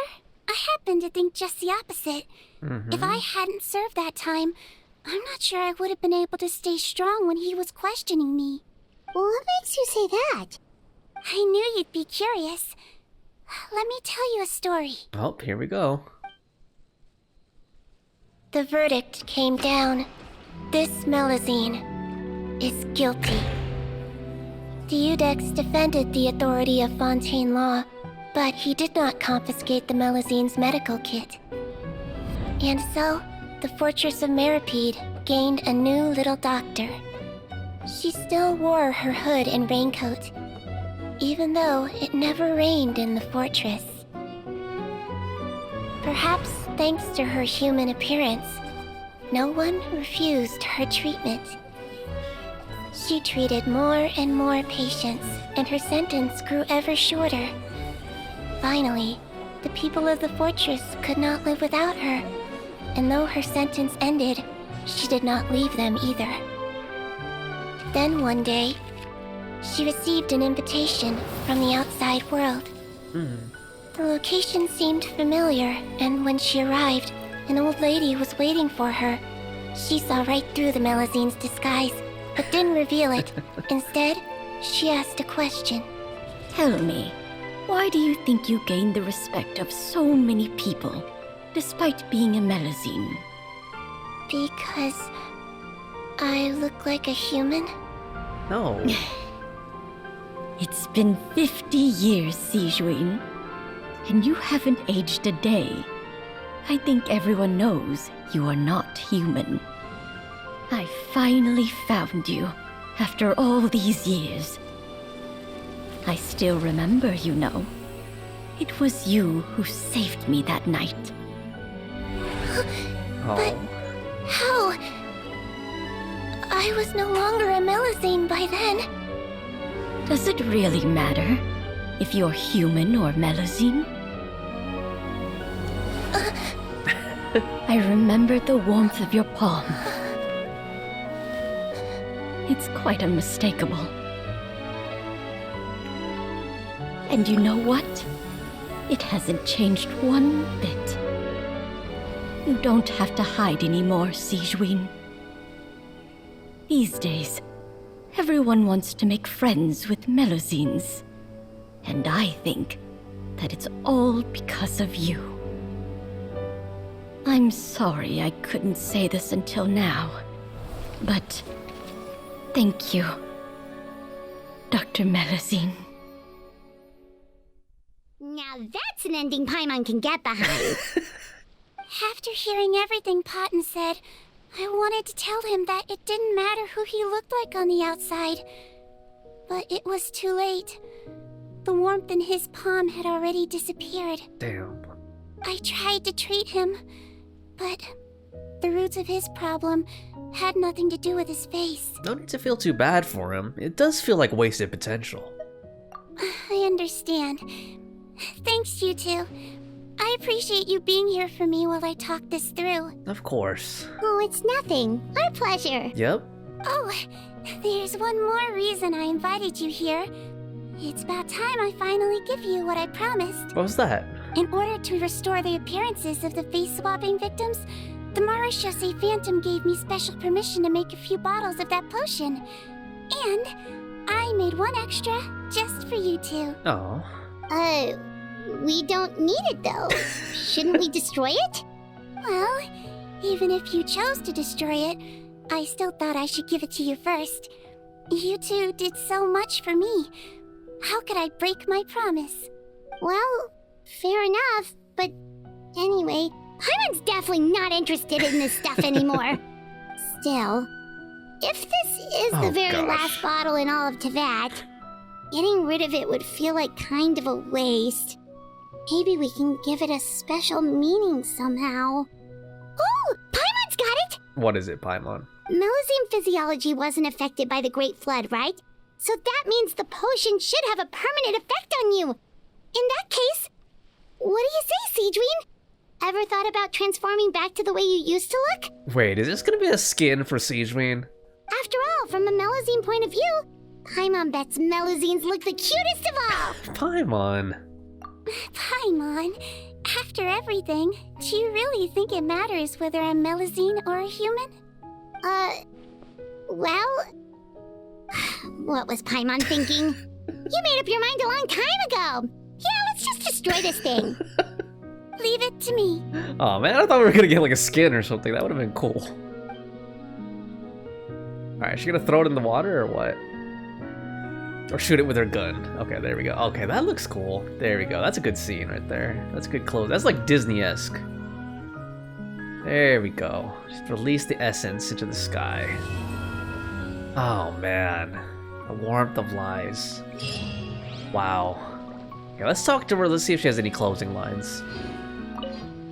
I'd like to stay here with my teacher for a little longer. Alright, you do that, Sigewinne. Okay, let me take a photo with her really quick. And then I do want to talk more about this quest. Alright, that was a really good story quest. That might be ranked at the same level as Yoimiya's for me personally. I'll have to go back and think about it some more, but this one actually hit me like on a really personal level during certain scenes. I think that if I wasn't playing this on camera, I probably would have been crying, honestly. Because I was crying a little bit during Yoimiya's, you know, like it was very heart-touching, but this one hit me on like a couple personal levels. Starting with the less hurtful of the feels here. You know, I have some experience. I'm sure most of us, many of us who are average looking or maybe even below average looking have experiences dealing with our personal appearance. And like, you know, I remember when I was in middle school, like, you know, when I switched from like letting my mom dress me and like wearing, you know, thick glasses and stuff like that and having no hairdo, one summer I just decided to like finally like put my hair in a do, right? Like I put gel in it and everything. I got contact lenses. I went to the mall and bought my own clothes. And I remember how the year before, right, the school year before, everyone had treated me so different, right? Like, you know, they would like play pranks on me and like, you know, push me around or whatever, treat me like a nerd. And then suddenly like the next year, just with those superficial changes, I like, you know, had all these people wanting to be my friend and like, you know, all these girls were like hitting me up and stuff like that, and I was like, geez, I'm still the same person inside, you know what I mean? Like, I didn't really change my personality, but just changing the superficial looks, like, changes everything, you know? And then even later on, like, in my adult years, I remember one time I went through a period where I had horrible cystic acne, and I went to a dermatologist, and it was like, you know, it had nothing to do with hygiene, had nothing to do with sleep or diet, like everyone, you know, kept teasing me about or telling me that's what I needed to do. It was just, it was a medical thing, it was a hormonal thing, and I took medication to clear it all up. But I remember, like, how much differently people treat you, you know, when you don't look great. Versus like, you know, when you look like nice and you're at your best, you know, your looks maxed, so to speak, then everyone suddenly wants to be your friend. Everyone wants to give you job opportunities. So that aspect of this quest did touch on me, did trigger some memories for me. But I think the part that really had me like sad and like, I don't know if you could tell because like the camera's not that big, but I was like almost crying. Like I said, if I wasn't on camera, I would have been probably crying. But what really triggered me was the scene with Podun, with Rawat, when he was at his mother's deathbed. Because, like, this is very personal for me, but, like, my mother died, like, almost 20 years ago, and she had dementia. And I remember coming to her one time and her not recognizing me. And so I relate to that painful memory, you know? So that's why this quest was like really triggering for me. Even more so like than Yoimiya's just made me cry because it was Disney-esque, you know what I mean? Like, okay, they had the disabled girl Levine and her story was really touching too and everything, but like this one just hit me on a personal level. So this might actually be like my favorite story quest, even though objectively it might not be the best writing. Like personally, this is the one that's touched me the most on a personal level so far. But anyway, gosh, that was really good. And then also I just like just the themes of it, you know, the themes of discrimination and just the general theme I already touched on about how like people judge you based on your looks. But I also thought it was kind of ironic, or some people might even say hypocritical, because like we all know Genshin or Hoyoverse kind of has issues with appearance. I don't want to go too deep into it. It's been argued to death. People have made videos about it and essays about it and long posts, but like we know there's issues with like skin tone and you know, cultural inspirations and whatnot in Genshin. So I don't know, man. Maybe they could take a page out of their own book with this one and you know, be a little bit more inclusive about appearances. And people have pointed out too, like the models, like all the models are like long-legged and perfectly proportioned because, you know, that's what's gonna sell. Like they won't even make like a husky character, you know, like I'm not even talking about fat, right? I'm not even talking about fat, but they won't even make like a big buff husky guy just because that's not what sells in China, which is their main market. Like it has to be like a tall, skinny, lanky dude, you know what I mean? But anyway, that's a whole other topic. This story quest was really great. I wasn't going to top off, you know, and spend on Genesis crystals to wish for Sigewinne. I already burned all the wishes that I had the other day, and I ended up getting Tighnari. But I don't know, man. When I did Yoimiya's story quest, that's what made me pull the trigger for her. So I might have to. We'll see. We'll see, but that's something for another time. Anyway, if you watched all the way to the end, I really appreciate you joining me. Please let me know what you think in the comments. Any feedback is welcome, even if it's not specifically about this story quest. If you really like the content, I'd appreciate if you give it a like, and if you want to see me do more, please subscribe and turn on the notifications. I hate saying that crap. Anyway, thanks again. Bye. Take care.